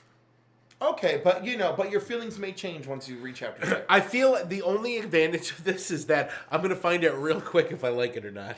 Right, that's what I'm saying. I'm excited about that. I think the gravitas of the story is good. I think the additional mystery of who is Voyager is nice. That is a huge mystery, and that I am. But I feel like, see, the thing is like I feel like we just did this in the Captain America series. Kind I of. feel like I feel like this is partially fallout from that. this is like correcting it. It's like, oh no, we can do it better. No. Fallout in the sense of, so much change with the nature of the Cosmic Cube and everything. Yeah. And now, like, all that's left of the Cosmic Cube is a physical little girl. Yeah. Right? Like, that's pretty horrifying. So, I don't know. We'll see. Where were you on the movie? A soft will. Software? Okay. So we're not too far apart. But No, because I felt it was good enough for me to give it the go. Yeah. Again, it was a $5 book. So that's the other thing is... I hope not every issue is going to be $5 because that will change my woo to a boo. I mean, hopefully it's because of the lenticular cover. I believe it's because of the lenticular cover. And they better not be doing 52 lenticular covers. No, that would be very not right. Luckily I didn't have to buy this. And I again, it's like you said, if it's $5 every week, I mean, DC does, several books twice a month. Yeah. And they're $2.99. Yeah, like the Super Sons is one of them. I mean, you literally for $1 more could buy 2 issues of some of the DC books, but you can only get one of these, and there's 4 this month. Yeah, I know. Let's see what happens after this issue. So we'll definitely stick with it and see where this goes because I'm the Avengers is. You do get the free digital download. It always give you a bonus. They always get 1 bonus point for that. Sure. Because they've always done that though. No, only particular ones. No, offer they've done this for the last 5 years. Marvel, right, but not for every single title. Every single title I've ever bought. You've bought mostly their main titles. I guess maybe, but I don't know. Okay, She-Hulk. She-Hulk gets one. I'm telling you, did you have any other Marvel? Yeah. See. Yep. Okay. You're right. So, you may be right. So our last comic. No, we have a couple. Oh, we do? Yep. Really? Yep. Oh, right. All right. So this is from last week. Let's do full screen because I need to lose my mind over this. Okay? Because first I find out that Iceman is canceled. I know. And then this issue comes out, which is amazing and blows my mind and makes me want to rip my face off. So Dakin is back and as horrible as ever and attacking the school. Yep. And Kitty is still arguing with Iceman because she feels like he's just getting carried away with having a boyfriend, thinking about moving to the East Coast, right? The kids are having like a little prom social thing going on. And that little a-hole that he chased after who can amplify your powers and turn your powers off, he's back and he lures all the kids into the danger room so that the danger room can turn on them and attack them. And then he turns off Iceman's powers so that Dakin can go after him. Click to the next image. He amplifies Dakin's apocalypse seed inside him so that he doesn't become an apocalypse weapon, but gets all the powers of being a horseman of the apocalypse. And he uses his pheromones to seduce Bobby's boyfriend in front of him, and then stabs him through the chest. And then says to him, I hope you have a refrigerator big enough. Now, this is a dual reference that set me off the chain. By the way, this is amazingly written, and I love what Cena Grace is doing here. Like, I just want to grab him and just hold him, but I also want to cry and be like, why did you have to go so deep? Like, did you sense that the book was going to get canceled, so you just went all out? So, Kyle Rayner's girlfriend was murdered by Major Force, cut up into pieces, shoved in a refrigerator. Gail Simone once had a website called Girlfriends of Refrigerators as a result of this, for all the ancillary women who were always murdered off in comics, brutally, disturbingly, and no one ever cared. There's another website somebody came up with later on called Murder Your Gays, where whenever gay characters are introduced, they are freaking murdered off. As far as I'm concerned, this whole event that took place in a couple pages was like a screaming call, shout out to those two things, with this poor guy being stabbed. And then finally, Dakin says to the kid, oh, no. Let Snowflake here have his powers. Let's make this into a real fight. And then that's it. Bobby just cuts loose into full Iceman mode. And then they show the kids hashing it out in the danger room. And as soon as they figure out how to defeat fake Sauron, this danger room just becomes even more horrifying. And that's our cliffhanger. That's a damn good cliffhanger. And I just can't believe that I witnessed people online who were unhappy with this title, who were like, well, no, it was just too much about him being gay. And I was like, oh my God. And it just made me feel dirty for all the times I criticized Alex's storyline on Supergirl. But it's true. I'm watching Supergirl for Supergirl, and I love that Alex got to be in love, but it didn't need to be there. But this needed to be there because, you know, Iceman is an older man, not too old, like early 30s, late 20s, just coming out of the closet for the first time. I felt like that was more needed here. Oh my God, this book was epic. Huge woo, came out last week. Go find it. The trade also came out last week for the first like 6 issues, and I'm just so emotionally like destroyed over Iceman. And they canceled a bunch of books. Yes, they did. They basically canceled like all of their diversity books. Right, but that's what I'm saying. There's a bunch of people online going, "Woo, see, diversity sucks," and I'm like, if I hit Powerball tomorrow, I would throw money at Marvel to freaking keep this book going because I'm so upset. I hope people buy the crap out of this book. And By the way, change their minds. By the way, Bury Your Gaze is also a throwback to when we talk about our other topics. Yes. However, I have more optimism for that one. Well, I can confirm your optimism. I can confirm it because of my new buddy Wilson Cruz. Oh, my new buddy Wilson. All right. My new buddy. So next up is our last book for the week, right? X-Men Blue. X-Men Blue, number 19, Cross Time Capers. So they've been bouncing around through time. They're now back in their timeline, and they arrive for the battle of the classic X-Men versus Magneto, where they are murdering the Brotherhood. Right? So they're like, we're all gonna die. And like they're using like super modern weaponry, the old X-Men, you know, led by a walking Xavier. And it makes you wonder, what is going on here? So Beast removes... Is this because Superman saved Krypton and changed everything?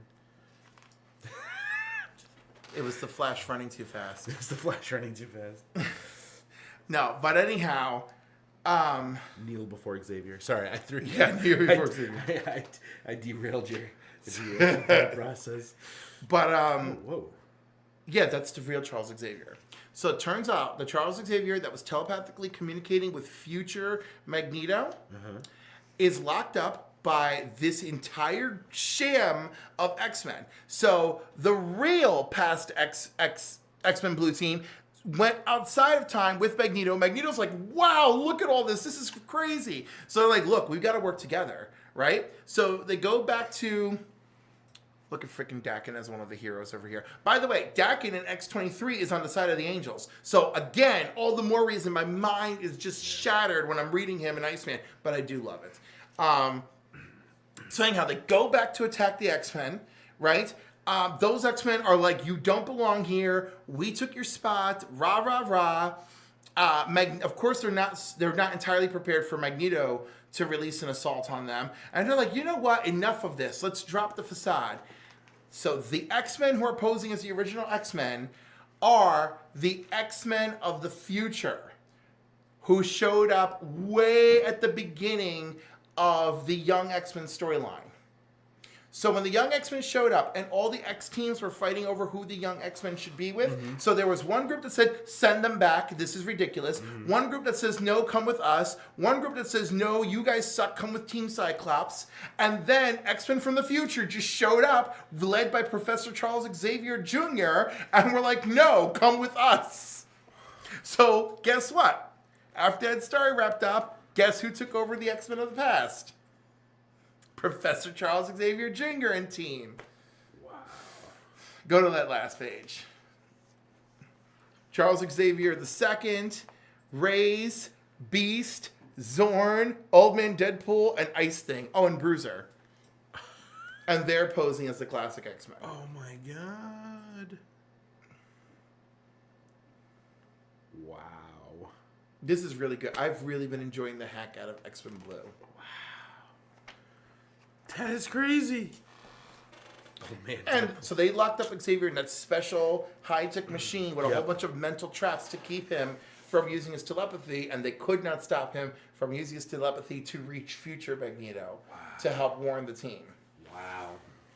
So huge Sounds like woo. Sounds like it. I'm very pleased, and I'm so glad one Marvel title I'm reading that's not being canceled. She-Hulk is also being canceled. Jeez. I don't know. I can't believe that people are just not liking it. I mean, from what I've told you about She-Hulk in recent weeks, was that not an entertaining story? No, it sounded great. I just oh my God, I don't know. Well, who was the executive that said, oh, the diversity titles just don't sell? No. The old executive that said it. Yeah. Was that the guy I hate? Yeah. It's the guy that always headbutted with Feige, right? Yep. Yeah. I think he's still around. He's still the CEO of Marvel Entertainment. Right? Yeah, but everyone. Anyway, there's a lot of cogs in the machine. Thank God they don't all rely on him. All right, so that's gonna wrap it up for what did we read. Let's jump right into what did we watch. Yes. So you went and saw. I'm a little jealous, by the way, because this is my Christmas gift to Brian. I've been aching, one of many, but this is the big one. aching to see this movie a third time, and I have not been able to get out to see it. Well, this was my second time. This is only your second time? Yeah. So when Brian and I saw it at Alamo Draft House the first time. Oh, that's right. Okay, so you saw it at okay. Yeah. So and that was already amazing because just having pizza and a milkshake while you're watching it was great. Can you imagine the combination of 4D and food? No, but they spray the beer into your mouth. No. There's way too much movement for that. Okay. There's just there's our popcorn. Does the seat move? Let me talk. Oh my God! Hang on. All right. So I should just open and tell you that it was a 2.5 hour Disney ride. I should just start by saying Where did you go see this? In Manhattan. Oh, in Manhattan. The okay. Regal. Oh, in Union Square. In Union Square. Yeah. I used to go. That used to be my movie theater because I lived on the L train. So, do you want the whole story? Because it's kind of funny, but I hate being long. But anyhow, so I had all these things for Brian. As you remember, I was picking stuff up for him at New York Comic Con. Yeah. And so I had those things as Christmas gifts. Great. And then he's like, oh. Okay, cool. We're going to go to City of Seas. And I said, put in your phone, Adventure on Thursday, and I'll explain later. Yeah. And he's like, oh, I love a little mystery. So he opens that, and he's like, oh, we're going to see it 4DX. Oh, in theater. And he never occurred to him. He just thought it was a 3D experience, right? So we're actually getting on the train, and I'm talking about, oh my God, I'm so excited. I can't wait. You feel the wind. It missed you when there's rain scenes. And he's like, what are you talking about? I'm like, yeah, 4DX is like being on a 2.5 hour Disney ride. Like I'm all about this. This is my first time going. I'm so excited. And he's like, oh my God, I'm so excited too. So we get to the city. The Uber has a hard time finding us. We kill the Uber, grab a cab in front of us, and now the cabs, when you sit down, are like, hey, download our app. So, and it's like an app to get the New York City cabs, just like Uber. I was like, oh my God. I don't really like Uber. I'd rather take a cab. Well, the Uber, we came back and it was fabulous. Oh, yeah? So I can't go either way. But we were in a nice cab, and we were a few blocks away from where my father bought my mom's engagement ring, but it's not even a jeweler anymore. But the windows are still the windows from when it was a jeweler. Oh yeah? Oh, even though it's a bunch of modern stuff now. So we get to the theater. I'm so excited. I'm like, okay, we got tickets on the phone, run upstairs. So we get up the escalator. And then, of course, it's like, well, we got to see what's in your bag and blah, blah, blah. And, Brian's got his bag with some essentials. And so they went through that and they scanned us in. And I'm like, okay, where do we get popcorn stuff? Just go ahead. Line, just big-ass line for popcorn stuff. I'm like, oh, my God, I can't believe this is still happening. So we get our popcorn and our soda. After we're there way too long, I'm like, so we missed some previews. It's like, I'm going to, all I care about is the main events. Yeah. So then we go into this theater where we see Star Wars, and I'm like, you guys just sat down. I'm like, how do you know which row's which? And they're like, just sit anywhere. I'm like, mm-hmm. And then we sit down. I'm like, the chairs are comfy, but I'm like, this is not right. None of this feels right. I was like, no, there should be a bar in front of us that does stuff. I'm like, we're in the wrong theater. So I get up, and when I get up, and he's got the soda. And this woman comes and is yelling at us to move so her and her family can get in. And I'm like, I know I did not pay as much as I paid with assigned seating for people to yell at me to move. And she hands him the soda, and he's like, oh, thank you. And he can't hear what she's saying, but I can hear her complaining about how the soda spilled everywhere. And I was just like, I'm going to knock someone out today. I'm like, no, this is supposed to be my special gift to my special someone for Christmas. So I was like, come on, Brian, let's go. So one kitty corner theater over is the 40X theater. And there it is, and everything is labeled for your seats. Cut to it. All right, so this is... Now, at first I said, what is wrong with this picture? Oh, no. And then I realized that's the mist. It's shooting out at all the seats. So you see there's a bar in front of you, right? And those bars are built into the backs of the seats. Yeah. Right? And then underneath you, like notice how they're all broken into 4? Yep. So all 4 can move. So it can rock you and tilt you and everything. How do you eat popcorn and drink soda? Because you put them into the seat holders and it's perfectly balanced. And then you see the lighting up on the edges here, right? Yeah. So like they flash for additional lighting effects. So when everything was exploding on fire in the beginning of Last Jedi, there was additional orange and red lighting effects creating more flame. Lord. And when there was smoke actually coming up from the screens. I'm booking tickets right now. Like I got the last showing for that. I don't know if they're gonna do more. And then Brian's like, when we left, Brian's like, what other movies have been 40X? And then I went down a huge list. I was like, Batman vs. Superman, Justice League, and he's like, oh. I was like, but more movies are So the trailer that was going on when we walked in 40X was for Infinity War. Yeah. Oh my god. So that was super cool. So anyhow, like it was great. So they're gonna do Infinity War in 40X and Black Panther. So yeah. So we might have to go down to Manhattan for. It's very expensive, and that's like my biggest problem. Expensive for the whole trip or just everything? The tickets? Just how much are the tickets? The tickets, like with everything, were like $33.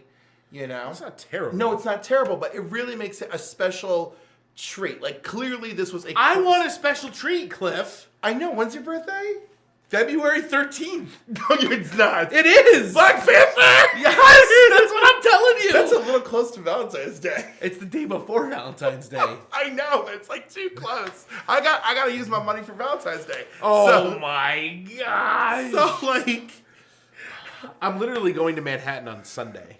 Good. I mean, this should be... I'm going for like a friend of mine's son's 4-year birthday party. But fine. But anyhow, it was so cool. Lighting effect. I'll go see episode 9. You didn't read on my Facebook like me like flipping out, being like, oh my god, the lighting effects, the smoke effects. I did not.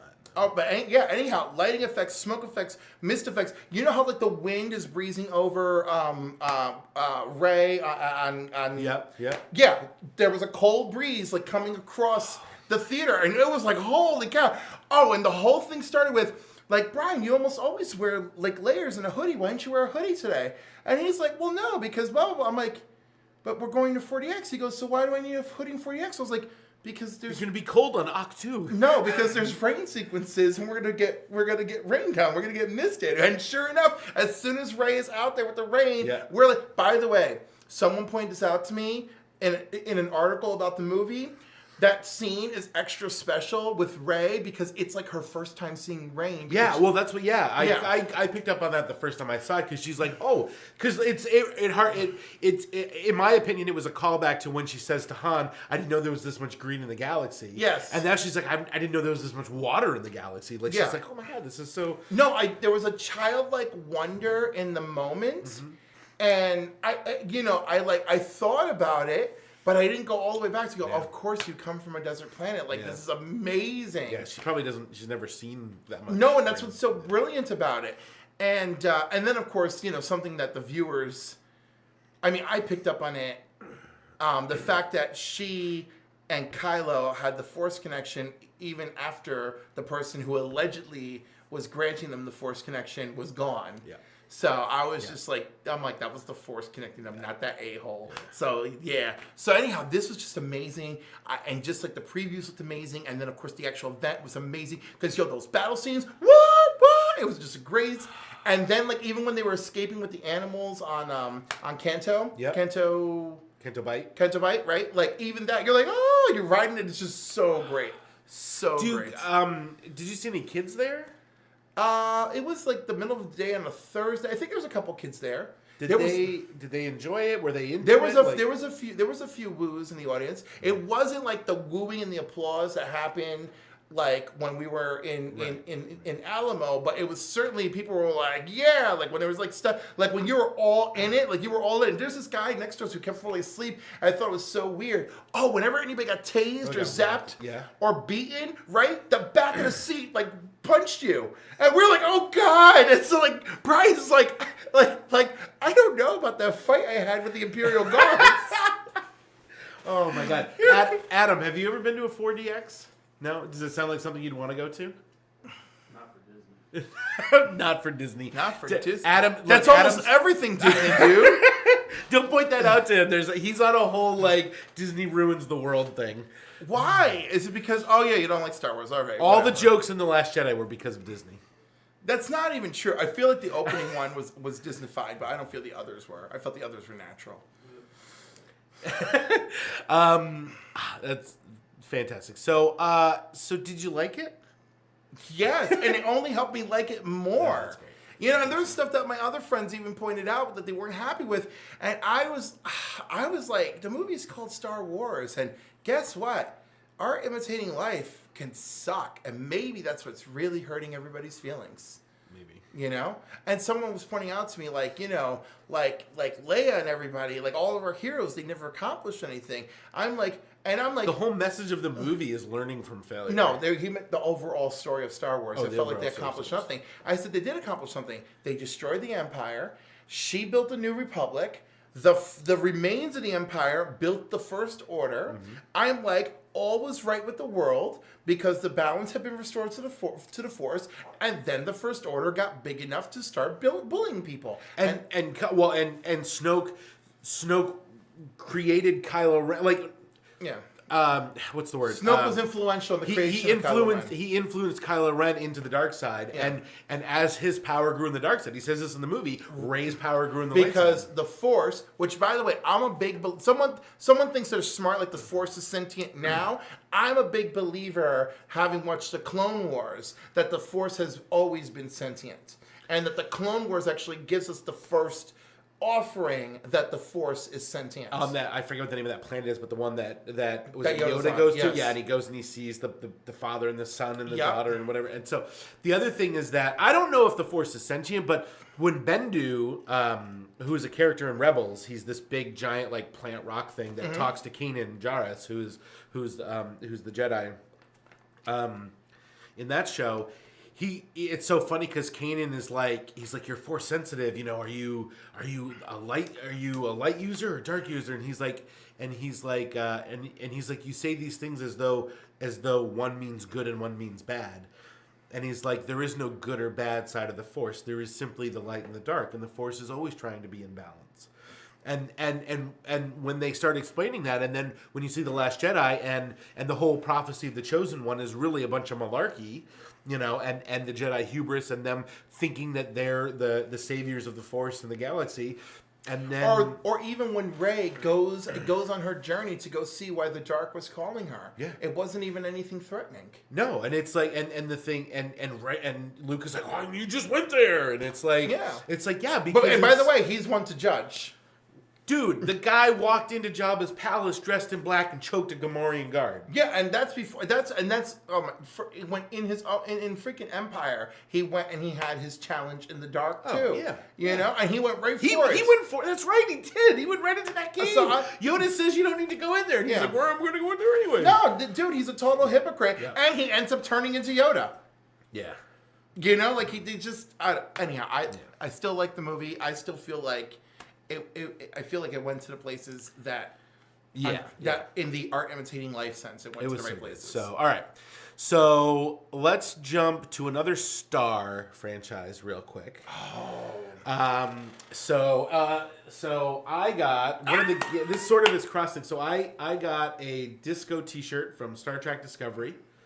Like, how fast did you order that? Like, how quickly? You know what the funny thing is they. So you remember the episode where Tilly and Burnham are running, jogging, and they're wearing the shirts, and everybody else is wearing the shirts. They literally had them on order on the website the next day. Oh wow! Oh, it was a planned thing, and I'm okay with that. I ordered it. I ordered it back in November, and they were out, and they couldn't ship it until like 4 days ago. Oh my god! Oh, what a great coincidence! Yeah. So I got my disco T-shirt. So I'm excited. It's gonna be my new jammies. So I think he's saying the ending of Last Jedi was sick. So.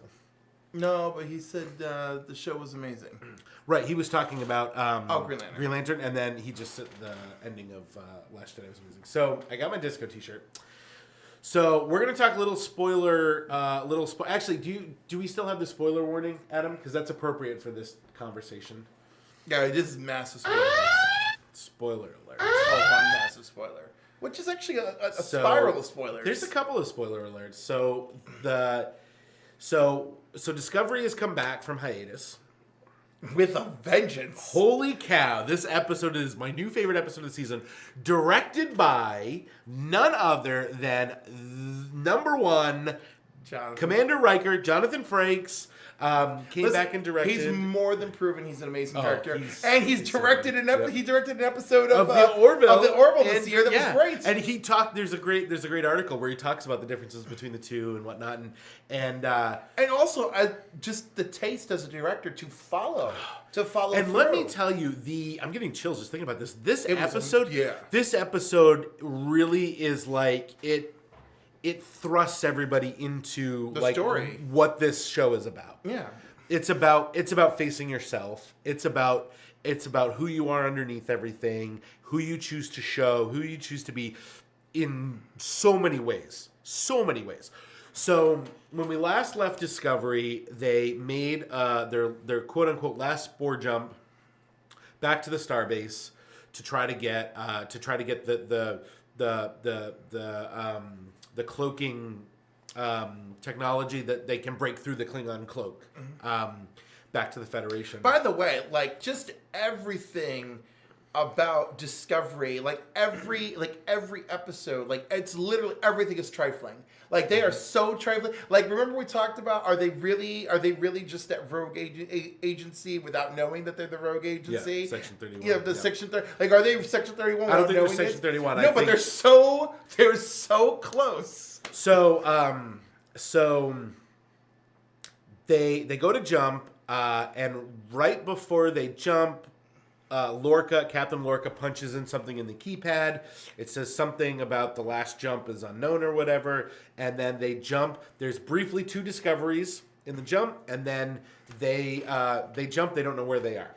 Oh my god! Now we get to hear, and boom! It's confirmed. They're in the mirror universe. Yes, which in and of itself is amazing. Because those are some of the best Star Trek episodes. Deep Space Nine, the original series, and the 2-parter from Enterprise. Go back and watch them; they're absolutely incredible. So, and they discover that in order to survive, they decide that in order to survive, they have to blend in and pretend that they're their Discovery. They also surmise that the Mirror Universe Discovery has in fact switched places with them, and is in the Prime Universe. That's why you see that's why we see the 2. The 2, and that also. What I like is that Lorca is just enough of an a-hole that it's like he could flawlessly pull off being the other one. Oh yeah, well I have a theory about that. That the other one's nicer than him. I have a theory. No, I have a theory about Lorca and the Mirror Universe. So, but I'll get to that in a second. That our Lorca is actually Mirror Lorca the whole time. And I'll explain once we get to the end. That would be hang on. Once we get to the end. Amazing. Once we get to the end. So, I didn't think that was the case in the first half because there was some podcasts I listened to were thinking that like, oh, maybe because this whole eye thing, it's like maybe he's from the Mirror Universe or something, and I was like, yeah, maybe. Now I'm almost 100% convinced that he is. Just like now we're like they basically all but told us that Ash Tyler is Vok. No, they totally told us that he's Vok. Well, they didn't say he was Vok. As far as I'm concerned, it's everything we needed, and murder took place to confirm it. So hang on. So the first big surprise the first big surprise is that Lorca is not the captain of the Discovery in this universe. Who is the captain of the Discovery but Cadet Tilly, or as she's known in the Mirror universe, Captain Killy. Yeah. And the witch of Lorna Prime and the butcher of this and holy cow. And then when she has to take that comm call from the ISS Cooper and she's like, oh, hold your horses there. What the heck? You know? She is amazing. She is easily my favorite character on this show. In the meantime, she just could not. She's so good. She could not betray her personality. It's just amazing. So that's the first big discovery. Then, no pun intended. Then we find out that in the Mirror universe, Lorca attempted to a coup against the Emperor, the Faceless Emperor, because we don't know who the Emperor is. And I have a theory about that. And they've always mentioned that, throughout the different Mirror universe trips. Sort of, but in the Enterprise one, actually, little Ensign Hoshi Sato, who in the Prime universe is very timid and a little I don't know if I want to be in space, she actually kills Archer and takes over the USS Defiant that is crossed over from the episode The Tholian Web and the TOS, that it's crossed in the Mirror universe and gone back in time, and then and she takes that to Earth and basically demands that she becomes the new emperor or empress. Oh, right, and because that ship is so powerful. So basically, she's the empress. That would be so. From there until whoever the emperor is now. That would be I believe. That would be so hot. But if this show gives us that she's the emperor. Oh, she's not the emperor. I'll tell you who the emperor is. Hang on. So Lorca, Mirror Universe Lorca is gone. We don't know where he is. Whereabouts unknown, and that Burnham is presumed dead because she was sent after him to stop him from going after the Emperor. So that's the first thing. So they're supposedly both dead, which is actually kind of a cool thing because they can use that to their advantage. Meanwhile, Ash Tyler is going and talking to L'Rell in the brig and is getting, his mind messed up. He's having those flashes of the torture and whatnot, which probably wasn't torture and was some kind of extensive cosmetic surgery. Which was probably still torture. Not like they were intending it to be torture, Right. Just the experience was torturous. So he's all messed up. He goes to Dr. Culber, who is Stamets' partner, possibly husband. I like to think they're married. I'm pretty sure they're married. Although marriage probably is a more relaxed, fluid thing in the 23rd century. I really want to hope so. We've seen enough Star Trek weddings. Yeah. We haven't seen the Betazoid weddings where they're all naked. No, but we saw Betazoid get married. We did. So he goes. Will wouldn't have a great time with that. They actually make a great joke in Star Trek Nemesis when they're on their way to, because Star Trek Nemesis starts. They have the wedding on Earth in Alaska, and then they're going to Beta Z to have the wedding, and Picard's like, I'll be in the gym, Yeah. He's like, I gotta go work out before we have a new, do the nude wedding. Oh God, with Deanna's mother there and everything, it's bad. Yeah. So he goes to. So Ash Tyler goes to Dr. Culber and tells him to do some, extensive tests because he's a little worried, and he's about to go on this mission where Burnham is gonna seemingly come back from the dead. She's the captain of Shenzhou, and she's gonna bring Lorca with her as his prisoner, and as her prisoner, and that's going to try to get them. So Lorca discovers in the intel that, in fact, the USS Defiant came through we know it came through in the Tholian Web in the future of Discovery's timeline, in the Prime timeline, and crossed over and went back in time to the Star Trek Enterprise episode, where Archer then goes and hijacks it, takes it, and I love that they're playing with all these. Oh, I'll be honest with you. That was almost a big shocker for me as well, that they are doing a hard connection with those two episodes, and I mean they are like. I remember when the series started, they already had a couple Archer jokes. Really? Oh wait, maybe I'm. That's the new Star Trek movies. The new No, what is Star Trek it? 2009 joked about Scotty losing Admiral Archer no, that's Spiegel. true. I thought there's another Star Trek joke that I'm confusing. They do mention Captain Archer when Saru is in Thank command, you. and he says list the top Yes, captains. that was it. And he lists all the captains. Every single captain on that list is somebody that we've seen or we know. Yes, but actually, it's somebody that we've seen. I was super happy So- to see Archer there because they're like, nope, this is happening. Yeah, I mean he is one of the best captains in the history of Starfleet. I was hugely surprised. So they're going to go and try to get more intel on this ship, see how it crossed over, so they can try to get back to their mirror universe. Cool. Now, so Burnham has to pretend to be her alter ego from this timeline, and go over and be the captain of the Shenzhou. Pretty cool.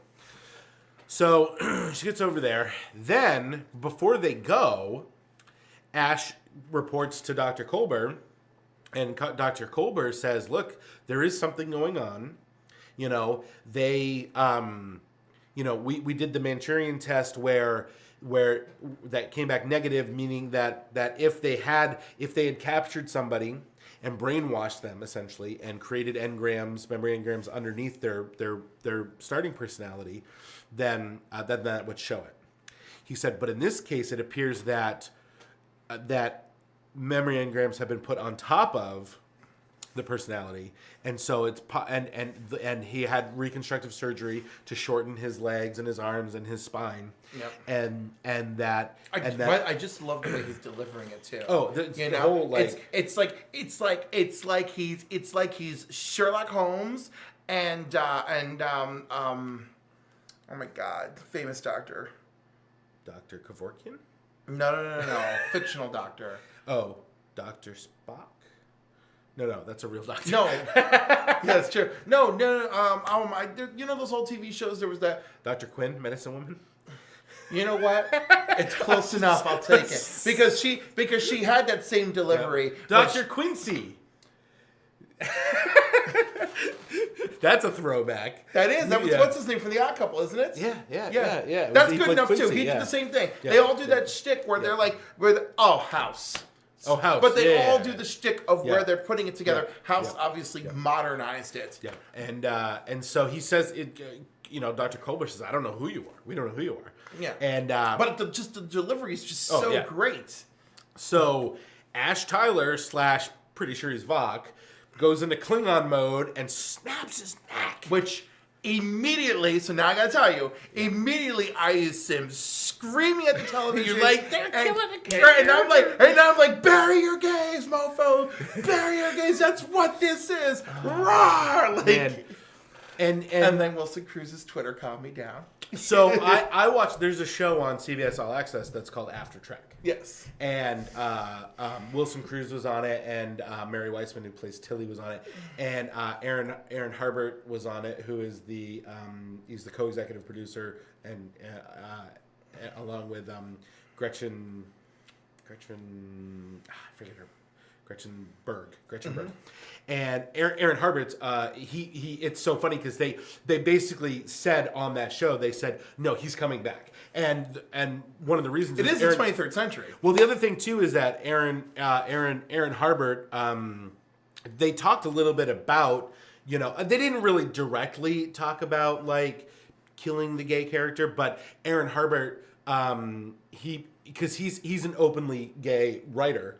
And television producer, and so he talked about how much everything meant to him, and that he wanted to ensure everybody that the character is coming back, or that Wilson Cruz is coming back. We're going to see Dr. Colbert again. We don't know if it's in flashbacks or if they can heal him or what the deal is. I'm assuming they can heal him, but maybe not like what we're expecting. Like he may have trouble walking or something. Well, the first thing I pictured when I heard them talk about that, and the way that Aaron Harbert says things in such a certain way that I can almost like pick out exactly what he's not saying, and I have a feeling we're gonna see like Pike in the wheelchair from the original series. Mm-hmm. I wouldn't be surprised if we see Colbert in a wheelchair for an amount of time, or for the rest of the show. Right. In the meantime, he'll be harboring a secret that he needs to heal to reveal. So this is very exciting. And Stamets seemingly knew the enemy. Now he keeps saying the enemy is here. The enemy is here.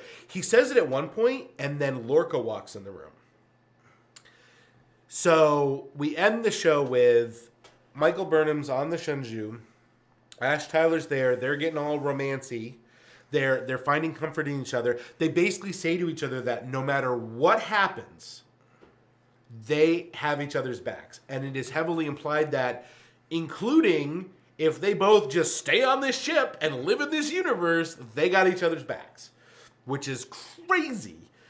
And Lorca ends up in an agonizer booth and is going, ah, but Burnham's adamant that he's not killed before whatever. So, here's my theory. Number one, I think Lorca is from the Mirror Universe. Okay. I think that, because here's the thing. When he punches in that code right before the last jump, he says, "Let's go home," and then they jump to the Mirror Universe, and he knowingly does that. And we'll even go back earlier in that episode. They need to do the 133 jumps to get the cloaking technology cracked, and right before that, he talks to Stamets about the multiverse of Star Trek and how the mycelial network connects to them. And then Saru in this episode says because Lorca says that the 133 jumps help them put together that connection, and Saru says, "Well, that's convenient," and Lorca's like, "Actually, he says, well, that's fortunate." And he goes, "Actually, unfortunate." He immediately changes the subject to get away from that idea that Lorca knew that was going to happen, or that this was like there was any connection between anything. Then we discover that Mirror Lorca is missing. He's AWOL, and that Michael Burnham is presumed dead. So if he's been missing, and in the Prime universe, all of on the Baran, which was his previous command, the entire crew died, and he was the only survivor. Okay? So here's my theory that I think happened.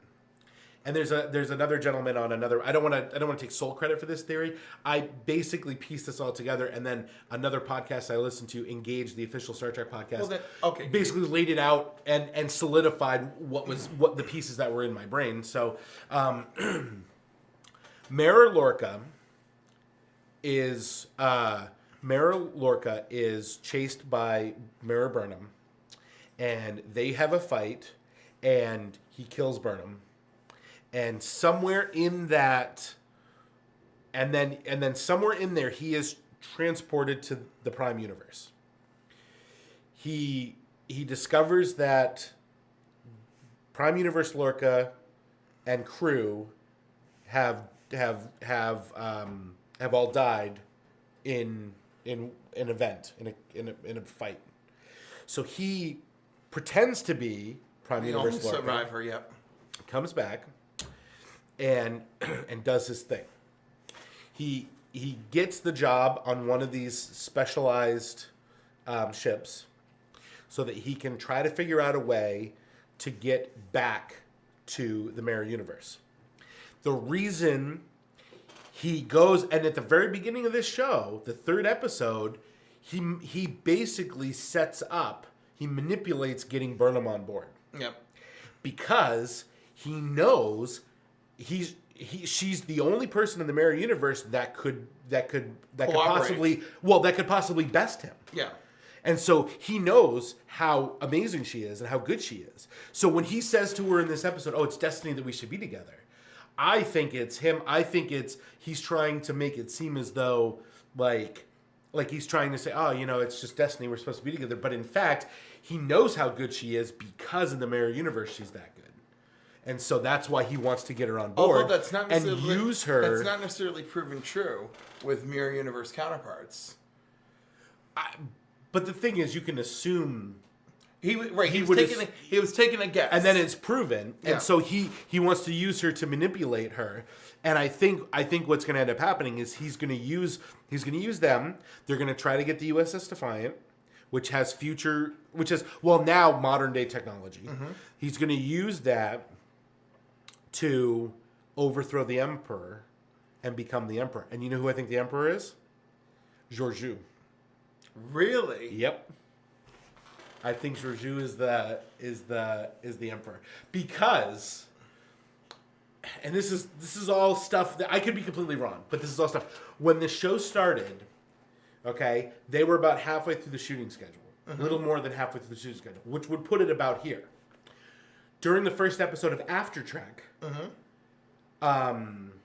what's her name? Who plays Georgiou? I can't. I know it's a struggle. She But the was actress, yeah. she was in Toronto with the rest of the cast doing a live feed. Yeah, and it's like, why would still she still there? be there if her character was killed in the first 2 episodes? I'm I'm telling you, man. I'm telling you. And even if she's not the Emperor, we're going to see her again in the Mirror Universe. Right, because it's like, oh, crap. And why is she not the captain of the Shenzhou? Again, it's Mirror Universe. It doesn't have to be exact plays. But the thing is like, everybody else is like, you know, Lorca Tilly, was the captain of the Baran. Yeah, but look at Like, Tilly. You know, she's a monster in It's that only universe. because that Lorca is presumed gone. Right, but like- still, she's Captain Killy. I'm just saying, it's been proven time and again with the Jump. Almost everyone is their mirror opposite, and then there's always the one where it's like, oh my God, Yeah, what? How did you end up like this? Yeah. Even under these circumstances. Yeah. So anyway, I think that's my theory. That's my theory. So It's great. So I want you to be right. This about show, my woo gets bigger and bigger as the episodes go on. I'm so happy because I don't know, like listen, this episode was 2 episodes ago I was like woo, and then this episode I was like ah! Yeah. This show first Iceman, now this, I don't know what I'm doing. This episode was the first episode of this show that I felt like every single component hit on every cylinder. Yeah, and also it made a lot of things that were a little up in the air in previous episodes solidify. Yeah, and which is great because then all that stuff that you were like you don't feel about it anymore. Now you can like watch it with confidence. And I feel like I'm hoping that if I go back and rewatch the first half of the season, like, you know, similar to going back and rewatching episode 8. You pick up on the clues and the threads that they're weaving to get to, you know, the fabric and the meat of the story in the second half of the season. And I just like, whew, chills. All right, let's keep going. So let's talk about your birthday. Let's talk about the cool stuff we got. So, let me hop to our. So let's bring up the second monitor there, Adam. So you took us out to brunch for your birthday on January 1st. Yeah. You took us to the award-winning waterfront dining Hudson Valley experience of Shadows on the Hudson. Yes, beautiful, isn't it? This is look, even got the TripAdvisor award. Yeah, TripAdvisor and Best of the Hudson Valley. What's the bridge? What's the name of that bridge? The Mid-Hudson Bridge. The Mid-Hudson Bridge, yeah. Which, by the way, they change the lighting all the time, and it's fantastic. So this is a great picture. Of course, it was freezing. Yeah, but we still had a beautiful waterfront view. It was amazing. It was so great. So I sort of pieced together these photos in order, but first I did the ones of the place. So this was the brunch buffet. Yes. This was the hot buffet. Yeah, hot buffet starting all the way at the end that you can't see here was like breakfast items leading up to lunch items. Oh, it was so good. It was so good. Now to the right that we don't have a picture of was the carving station. Is the carving station and the waffle station. Yep, with the fried chicken to go with it. and the chicken tenders to put out. Yeah. It was so good. Yeah, it was so good.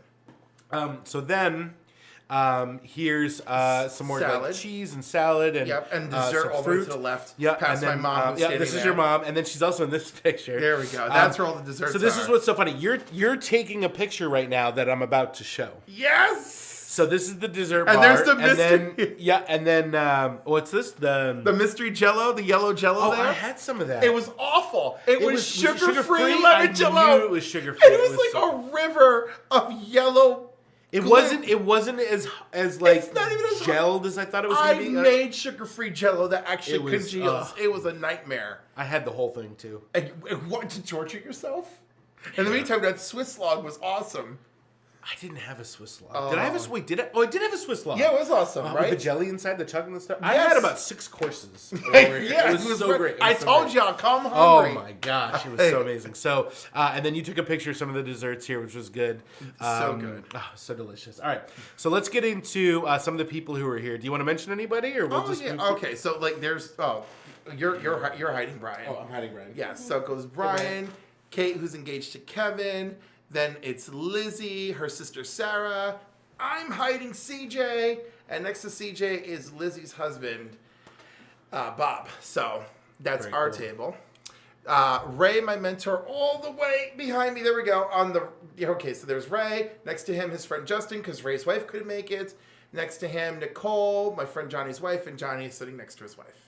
I didn't recognize Johnny because he didn't have a hat on and he wasn't carrying a giant map that he made. Yeah. So a giant HeroClix map. You did eventually recognize her, right? Oh yeah. I was just kidding. So Yes, there's and then me. the prime table. The prime table. My mother said, "How can your friends not be flattered sitting at the head table?" I was like, "You were the head table." So my mother is in red. So to her left, Candida, Carolyn's mom. Next to Candida is Carolyn, my best friend since college. Then it's her husband Willis. Then it's my friend Chris K. Then it's Tony. It's me. And then, all right. So one of the early gifts you got was It's from Brian's parents. From Brian's parents, which was a Rogue One pint sets. Yep, it was very cool. Beautiful. I love Very them. cool. And each one is thematic. So like the black one is the Death Stormtroopers. The blue one is a blue liter pint glass. Like, I love it. Very cool. I love it. This was, I thought, one of the best gifts. It was ever. one of the best This gifts. is like, I loved everything, and I want everyone to know how I loved everything. He loves everything equal. When I saw this, I was like, This wow. this stood above. Yeah. So then it blew my mind when I took a good look at it, because that's Logan and his girlfriend Laura, and Logan had written me weeks prior to say, like, do you feel more Canadian or Puerto Rican? And I'm like, what a strange question. I said, every day I wake up and I feel American, and culturally I absolutely feel Puerto Rican. And I said, but I love my Canadian family. I'm like, I feel all of those things. It's just like when I wake up in the morning, like, I immediately, like, I'm like, okay, I'm American, but like immediately, like culturally, it's the Puerto Rican, and then I go and I have my Canadian coffee first thing in the morning. I got Tim Hortons all over my house. So hence the 3 flags. and so he got the artist to include the 3 flags, and it was just amazing. And then they both wrote such beautiful, heartfelt things on the sides to me, and like I lost it. I got home, and I was the next day. I'm like looking at everything, and I'm reading what they wrote to me, and Logan had just written this beautiful thing about like being one of like the most kind and sincere people he knows, and I was just like, it just hit me so hard, and then I was like looking at the flags, and I was like, oh. So yeah, I love it. I'm sorry, I feel bad that it's the show stealer, but like it is the show. Stealer. I was like, wow, that's incredible. Do you hang that up next to your DC deck builder playmat? No, I don't hang the playmat, but You have the playmat in a frame, right? No. I thought you had something. Oh no, hanging that's the super playmat that I print. Yeah. No, that one's downstairs in the frame. I don't hang that up. I just pull it out to play with. Oh. No, this is gonna go somewhere special. But right now, it's sitting quietly in a corner of the living room where no small hands can touch it. That's awesome. That card game is hilarious. What is it called? It's Oh, you brought it with you. Awesome. It's the adult edition. That's the part that makes you love it. But utter nonsense. The naughty edition. 500 cards, chock full of bawdy humor.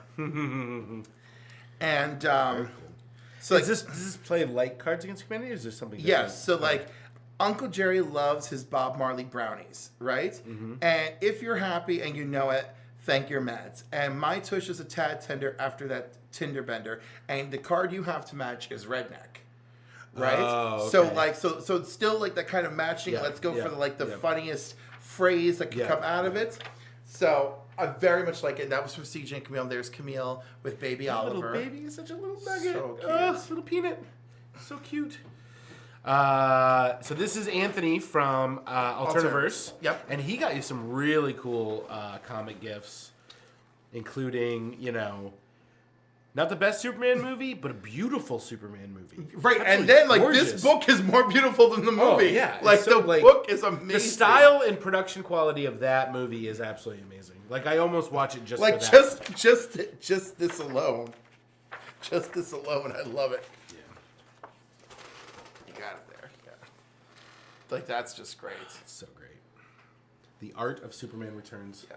So Very cool. I mean, I loved it. I think it's amazing. It was a wonderful book. He got me another hardcover too. The Superman in the 40s. Yeah, and he also got you Gift certificate to Margaritas. Oh, nice. So I took Brian on Friday night. We had an awesome time. And he also got you a signed copy. A signed copy of Justice League of America by Steve Orlando. So it's the precursor stories to the opening story arc. Nice. So I still have to purchase the hardcover because I'm choosing the hardcover for that story. And my game plan is obviously I'm going to one day get that, have Steve sign it. Yeah. But I want, if I'm really lucky, I want Yvonne to draw something inside of it for me at one of the shows. So this is actually, what did we play? In a way. So let's switch it to what did we play? This is so this funny. is so funny. So there was a Curwen's Game Store bag on the counter, and it had a pair of Eevee ears. Yes. And And a gift certificate. And you accused me of getting it for you. Yes, this is great. Hang on, we have a Pokeball. I'm gonna try to catch him. Oh. Did not work. Anyway. They barely fit in the screen here. So We'll see more of them later. But Kevin and his fiance got this for you. Yes. And Kevin is he cosplays, right? Yes, they both do. Yeah, because I've seen him at New York Comic Con in his several years ago in his Arrow outfit that he had, and he's very good. His costumes are really good. Oh yeah, and he updated his Booster Gold this year, and it's beautiful. Oh, that's awesome. Yeah. So very cool. And Kate's done Killer Frost, and she's my favorite Batgirl. Did you? She just looks like Batgirl. Yeah. No, I don't know if you. I don't know. She did Batgirl for my Toys for Tots. I saw the pictures. Right, Yes, that was amazing. yes. And I begged her to do that after I saw her at Barnes & Noble doing story time as Batgirl. So she was Really? reading Batman's origin to the kids at the second floor of our Barnes & Noble as Batgirl with the mask off. And she's like, no, Bruce Wayne's parents were killed. That's so sad. Like, it was just, her delivery was amazing. And the children were like, oh my God, Batgirl's reading us Batman's origin. And then, like, the parents were so, it was like beautiful, man. Wow. Beautiful. So have you purchased anything with this gift card? No, not yet. Okay. Do you have any plans? Any ideas? I have ideas. So this is Johnny and his wife. Yeah. Oh my God, it's so funny. I didn't bring it with me, but they gave me this very little package where they're like, you can't open that in front of your mother. You know. Can you tell us what was in it on the show? It's a little adult, but not too adult. Adult massage oil. Oh, okay. That's nice. Okay. That's nice. Have you put that to use? I'm dying to put it to use. All right, so they got Rick and Morty Rick Clue! and Morty Clue. Which is so funny because... Okay, so like... The best Christmas gift I ever could have gotten is Brian reciprocating my feelings. Mm-hmm. So you saw Lizzie and Sarah and Bob, right, in that picture. So we had game night with them.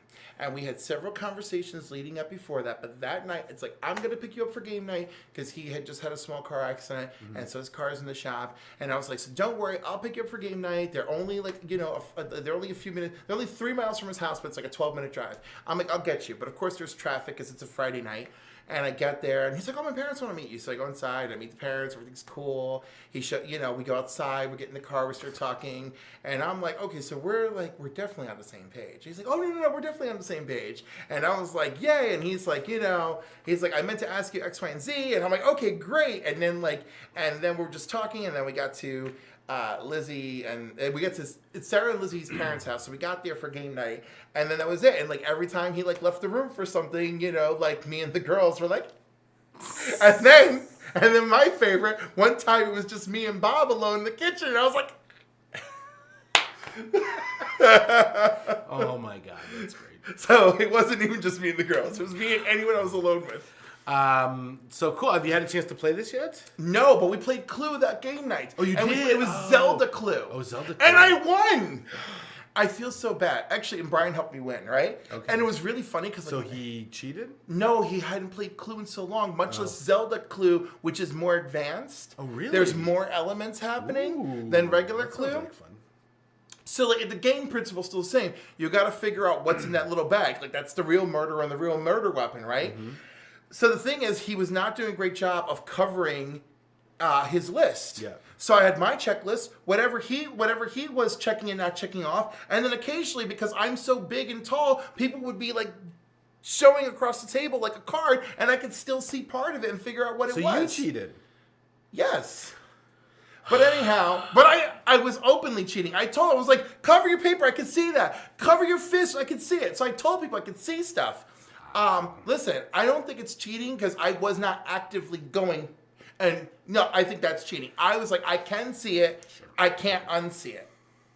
You know? I mean, you know what I mean. Sure. Okay, maybe. I don't feel like I was actively cheating. But yes, it was like cheating. I don't But you won, and that's all that matters. It's gray area cheating. Is that such a thing? Like I mean it. I'm very sincere when I say it was not actively. No, I believe you. Yeah. But anyhow, it's messed up because I would have gladly cheated so that Brian could have won, and instead I was like, sweet, I won. But like I really did put it together. It's terrible. I worked for that with the cheating and everything. All right. So next up is your best friend. Oh, they gave you a very cool gift that I have also. Okay, so like I feel really terrible because I even told her that was one of my favorite gifts. And it was actually Willis that picked out the R2-D2. Oh, really? Yeah, she goes, Willis gets all the credit. That was his choice.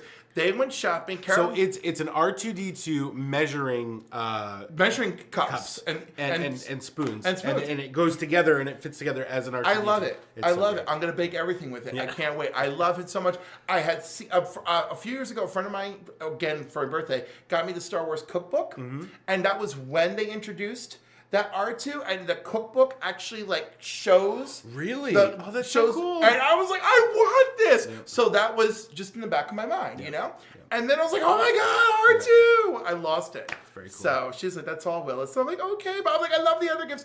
She loves board games. I love board games. She likes like family game night board games. Yeah. And then of course, like she'll go this far. And Yeah. then we'll go 10 times further after Yeah. this sort of thing. But like this is like her threshold. She likes very interactive games versus like, hey, let's play deck builder. Which, by the way, this is your birthday present. By the way, sweet. I gave Cliff some deck builder promos that I got from Cryptozoic. And they're beautiful. So, and yeah, one of very them cool. I had never even seen before. Which one was that? Skitter. Skitter. I'd never seen Skitter before. All right, so Oh, her mom, Carolyn's mom, they gave me a lovely card and the scarf that we're going to see in the next picture, I think. Yeah. Oh, no, I we don't have the scarf picture. But, okay, so there's Nick, Stacy, and Izzy, their daughter, and which, of course, is the shortened name for Izana. So, which is... Plot twist. I thought you were going to say Isabel. No, so that name is the name of one of the lead characters in Knights of Sidonia, the Netflix anime. Oh, really? Right, and it's like just a little bit different than that so that they could nickname her Izzy. Yeah. So it works out beautifully. So he texts me, and he's like, we have such a blunt relationship, it's hilarious. So he texts me, he's like, so Cliff, what do you want for your birthday? I was like, you're so blunt, I freaking love you. And he goes, I know, it's what we appreciate. He's like, you're blunt too, it's what we appreciate about each other. This is our texting. And I was like, look, I either need like a gift card to this store or I love wine. These are my favorites. And so he gave me 2 beautiful bottles of Prosecco because I'm obsessed with it. And of course, all I had to see was the bottle top to know it was like my favorite bottle. So I was like, yeah. Very cool. There's a picture of us. I was flipping through the Superman book. So That was so great. Yeah. It was so great. And then there's a picture of Anthony taking a picture of you. Yes. He eventually sent that to me. Oh, very cool. So, I love that. I love that the tree was behind us. You get a little bit of the waterfront. Yeah, such a cool. It was such a great day. It was such a fun. They time. even lowered the shades down for us. Like, as soon as they saw the light was blinding us, yeah? they just hit the button and the freaking shades on the Very outside cool. came Very down. It was so great. That's awesome. All right. Well, you got a ton of great stuff for From a for 40th. your 40th. My Happy big- birthday. My big anniversary. So here's to at least 40 You know what? more. It's so funny when something turns out not at all what you expected, but still super phenomenal. Mm-hmm. You know, and I'm just like, I couldn't have been happier that That's day. awesome. Good. I'm glad. So quickly, because we are running really long. I today. know we're terrible. I'm just gonna quickly go through what I got for the holidays. This was my big thing. Is Tony, in New Jersey, my best friend. He is big into Battlefront. He told me he was getting it for Christmas. His wife was getting it for him for Christmas. But little did you know, and he told me, "Oh no, I bought all my presents." even this. Yeah. Oh. I'm terrible. I buy a bunch of stuff and I tell my wife don't buy me anything. So I'm terrible. She hated it. I did. There is one present she got me which I absolutely love, but I had a very Star Wars Christmas. So, I got a story about that too. really, Okay, so obvious. Oh, okay, and we're. we'll talk about it after. So. Okay, I'll just say the quick part. Raylo, the artist, right? Yep.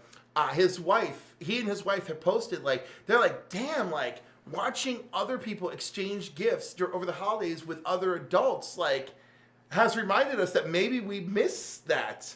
Because they hadn't done it in so long, they don't even buy each other a gift. They just focus on the kids. And then watching other adults exchange gifts, they were kind of like, "Oh my God, there's a little something there." Yeah.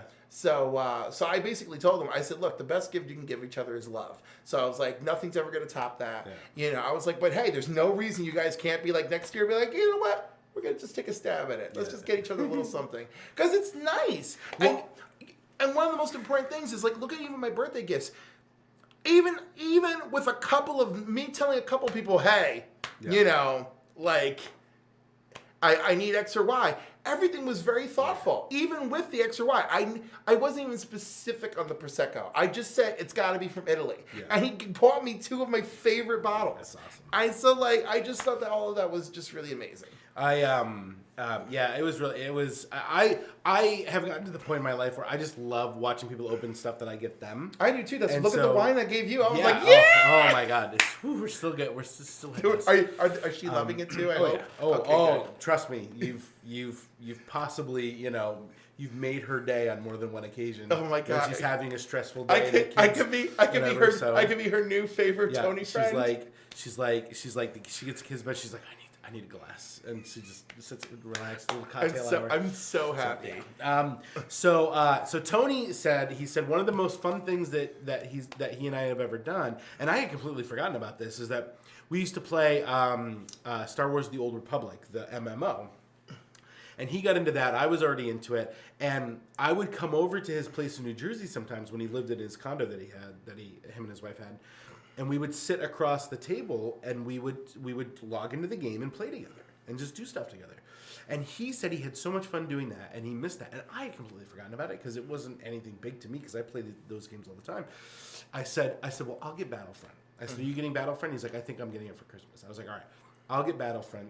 And we'll pick a night. We'll pick a weekly. Did you get the weekly Battlefront night. edition? So I went whole hog. I got the Battlefront 2 edition, the Inferno Squad one, and this controller is amazing. It's behind you. It's got the rebel symbol and the Imperial symbol, just incredible. Battlefront 2 takes place literally right when the second Death Star explodes in Return of the Jedi, and then you're like... Don't you just love when you're playing little effects, sound effects come from the controller? Yeah, and not even the rumbling, but even you'll hear certain stuff and oh my God, because it had so much. The best ever is when I hooked up my PS4 to the surround, and stuff was happening, on the controller. Yeah. What game was I playing? I think I was playing something I hate, but it just sounded really cool. But it made it that good. Yeah. So every Thursday night we get together, we jump into Battlefront 2 and we do some shooting up and stuff, and I've been having a ball with it. I also got Gran Turismo. Okay. They're one of my favorite games. I play it with Stefan upstairs. We log in and I whoop his butt all the time. So that was really fun. So over my kids got my kids into Legos. Now that the youngest one is old enough where he doesn't swallow the Legos, we started buying these Lego sets. So we discovered that. And, like, they would get bored with them, so then my wife and I would put them together. And we discovered that, like, we love, like, sitting down and building Lego sets. It's very, therapeutic. it is. It's, like, it's very zen. And so there's a feeling of accomplishment. Like, you're very focused. And it's something every single member of our family loves to do. So we would go out and everybody would get a Lego set, and we'd go home and sit at the table, and we'd all play Lego sets together. Like something we'd all like build this Legos. big. Yeah, we'd get the kids like little $10 ones or whatever. My wife might get a $20 one, and I got the $120 one. Actually, we dropped. I figured this would be you and your wife together on this one. So we dropped the kids off. Sarah's parents were staying at a hotel in Kingston, and we drove the kids down. We dropped them off, and so we had the night to ourselves, and we're like, hey, well, that was a nice gift from the parents. you know, what are we gonna do? Hey, we're alone. What are we gonna do? So we went to Target. We bought $150 worth of Legos. She bought 2 sets. I bought this. And 4 hours later, I built it, and it's really cool. It opens up, and it's a whole play set inside. So I mean, did they remake the original one? So this is basically. So this is the Force Awakens version. No, obviously, because it's a little bit different color scheme. Then there's the original trilogy version. Yes, and they're coming out with a new one for the Han Solo movie. Okay, it's all basically the same kit, but they just changed the colors and stuff like that. No, definitely. But I was gonna say I've seen this. Yeah. But the colors definitely look different. Yeah, it comes with a BB-8 somewhere in there. It comes with a Chewie. You pop this open and you can put them the gunners and the positions. Very cool. It took me 4 hours to build 1,387 pieces. I think. Holy cow! So very fun. Expert level building. So then New Year's Eve, we're like, well, what are we gonna do? So I went out and I bought us all Lego kits again. Oh my god! I bought another big one. This one was Star 1,400 Destroyer. pieces. This is Snoke Star Destroyer.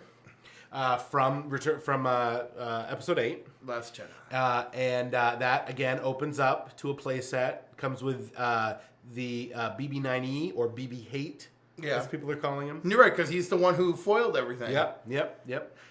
So that was very cool. That was a lot of fun. But one of the coolest gifts I got was my kids bought this make a blanket kit, and they made me a blanket. No. And the artwork, the print on the blanket, is an old Star Wars comic. Nice. From Marvel. And so this is the pattern on the blanket that they made me. And just super cool. So I sort of have my chair that I sit in at home in my living room, and this is draped over it. So when it's cold, I get this reminds me of snuggled something in, I wanted to bring up during What Did We Watch? Oh yeah? Yeah, have you been watching on Netflix The Toys We Grew Up With? No, but I have it saved in my watch list. They have been phenomenal. The Star Wars one is amazing. Yeah. The Barbie one was still good. I don't care about Barbie, but it was good. I also never cared about G.I. Joe. I cared more about G.I. Joe watching the G.I. Joe one than I ever thought I was ever going to care about G.I. Joe in my life. Because it was just such an amazing origin story to this toy that became the comic, that became the cartoon, and then more toys and all that. It was amazing. And the He-Man one was very impressive and really was a callback. I didn't realize it was a series. I thought it was just one No, it's a documentary. series. And I know Mark Bellamo, and I've known him as a writer. All these toy books, Mark Bellamo has been writing those books for years. So, and now he's there he is, Mark Bellamo with his glasses on, talking about the toys in every episode, little segments. And I'm just so excited that he's part of it, because I'm just like, if there was anyone who deserved to be there, it's him, because he's worked on all these books for so many years. And then Mark posted on his Facebook how proud he was to be part of a project that was so thoughtful and thorough and true. And they release a new one every week, and I think they shot 8 of them maybe. Wow. So we're I'll up to have to check them episode out. 4. Oh my god, man. I'm just telling you, the He-Man and G.I. Joe ones, you're gonna be like, this is amazing. All right, let's move on to Thought Bubbles real quick. That was my thought bubble. 2018 is upon us. What are you excited about for 2018? Movies, TV shows? First up, we're finally going to see some Legion of Superheroes on Supergirl. I know. Starting on Monday. Not exactly everyone's cup of tea. I don't like Brainiac's look, but the actor is very excited about playing Brainiac 5. And I defend his look because the only other Brainiac we've met in Supergirl Indigo. is Indigo. So he looks like he came out of her family tree. Yeah. So I'm dealing with that. Saturn Girl, of course, doesn't look anything like Saturn Girl, and her storyline is almost nothing like Saturn Girl's. I'm choking it. And then, of course, Mon-El could not be further from what any uniform should look like for him. Yeah. But hey, they're still Legionnaires. They're wearing the ring. I'm trying. Infinity War comes out. Of course, Infinity War. Black Panther. A Wrinkle in Time. Yeah. I'm there for Super Saiyan Oprah. I'm definitely excited for Infinity War. I'm super excited for Black Panther. I think it does release on my birthday. No, not my birthday, but the week of my birthday. The week of your birthday. Week of my birthday. I'm so stoked for Black Panther. Are we also getting Deadpool 2 this year? We're supposed to get Deadpool 2 Deadpool this 2. year. Yes. Actually, March? Could it be? No, I think it's in May. Right, May. Thank you. I think it's in May. And also later in May, Han Solo, a Star Wars story. We have no trailers. We've seen leaked artwork. And I've never been so... I'm a little like... The only thing... Donald Glover looks amazing as Lando. Thank you. He's the only one. And Chewie. There's only two things I care about from that movie. Donald Glover as Lando. Yeah. Which I never thought I was going to care, but I care. Yeah. Because it's Donald Glover. Yeah. And the other being that Ron Howard took over. And every tweet he posts about the movie are the only things that keep me going for the movie. Yeah. You know, he's like, oh, look at the hyperspace effects we're working on, and I'm like, you make me want to see this, Ron Howard. Yes. Yeah. So I'm super excited about that, and there's tons of stuff coming out later this year too. I don't even remember everything that's coming out. Ant-Man and the Wasp. Ant-Man and the Wasp. Which I don't know about everyone else. So the first Ant-Man is actually a beloved Marvel film for me. It is my least favorite Marvel film. And that's okay, but I love that it's a caper. I am excited about the next one, though. I love that it's a caper. I love that it's funny. Yeah. And I loved her as not the Wasp. And I'm going to love her more as the Wasp. Yep. So a lot to be excited about. Adam, are you excited about any movies or anything coming out this year? Really? Are you hating Disney that much that you can't find anything? He has hard superhero fatigue, which I don't blame him. Which is extended to Star Wars fatigue because he doesn't even have anything to say about. He has hard blockbuster fatigue, I think, which is fine. Which you know, I sometimes am like sitting in the theater, like especially like late, like not last year but 2016. I have a little bit of superhero fatigue. No, mine was 2017, So, and 2017 officially gave me HeroClix fatigue. And then, of course, HeroClix goes and announces Batman the Animated Series. And I was like, you bastards, just why am I don't know. I do not know about the future of me and HeroClix because it's a rocky road. I've been having such a lovely time lately. I haven't missed it. The only thing, you know, I tend to miss is like, you know, I want to play board games with my friends. Yeah. All right. So thank you guys so much for sticking with us for this long period. It's been a big show. We're back in 2018 every Wednesday. And we'll see you again next time. Until then, I'm your host, Tony Cox. I'm Clifford Parmenter. Tweet us! DJ Cilantro over there. Yeah, that'll be I'm going to name that my Twitter name for the week. DJ Cilantro. And reach out to us. Tweet us, Twitter us, Facebook us. Share your video. Put your comments down. We respond to everyone that we see. And we look forward to interacting with you guys more in 2018. So thank you again for watching, and we'll see you next time.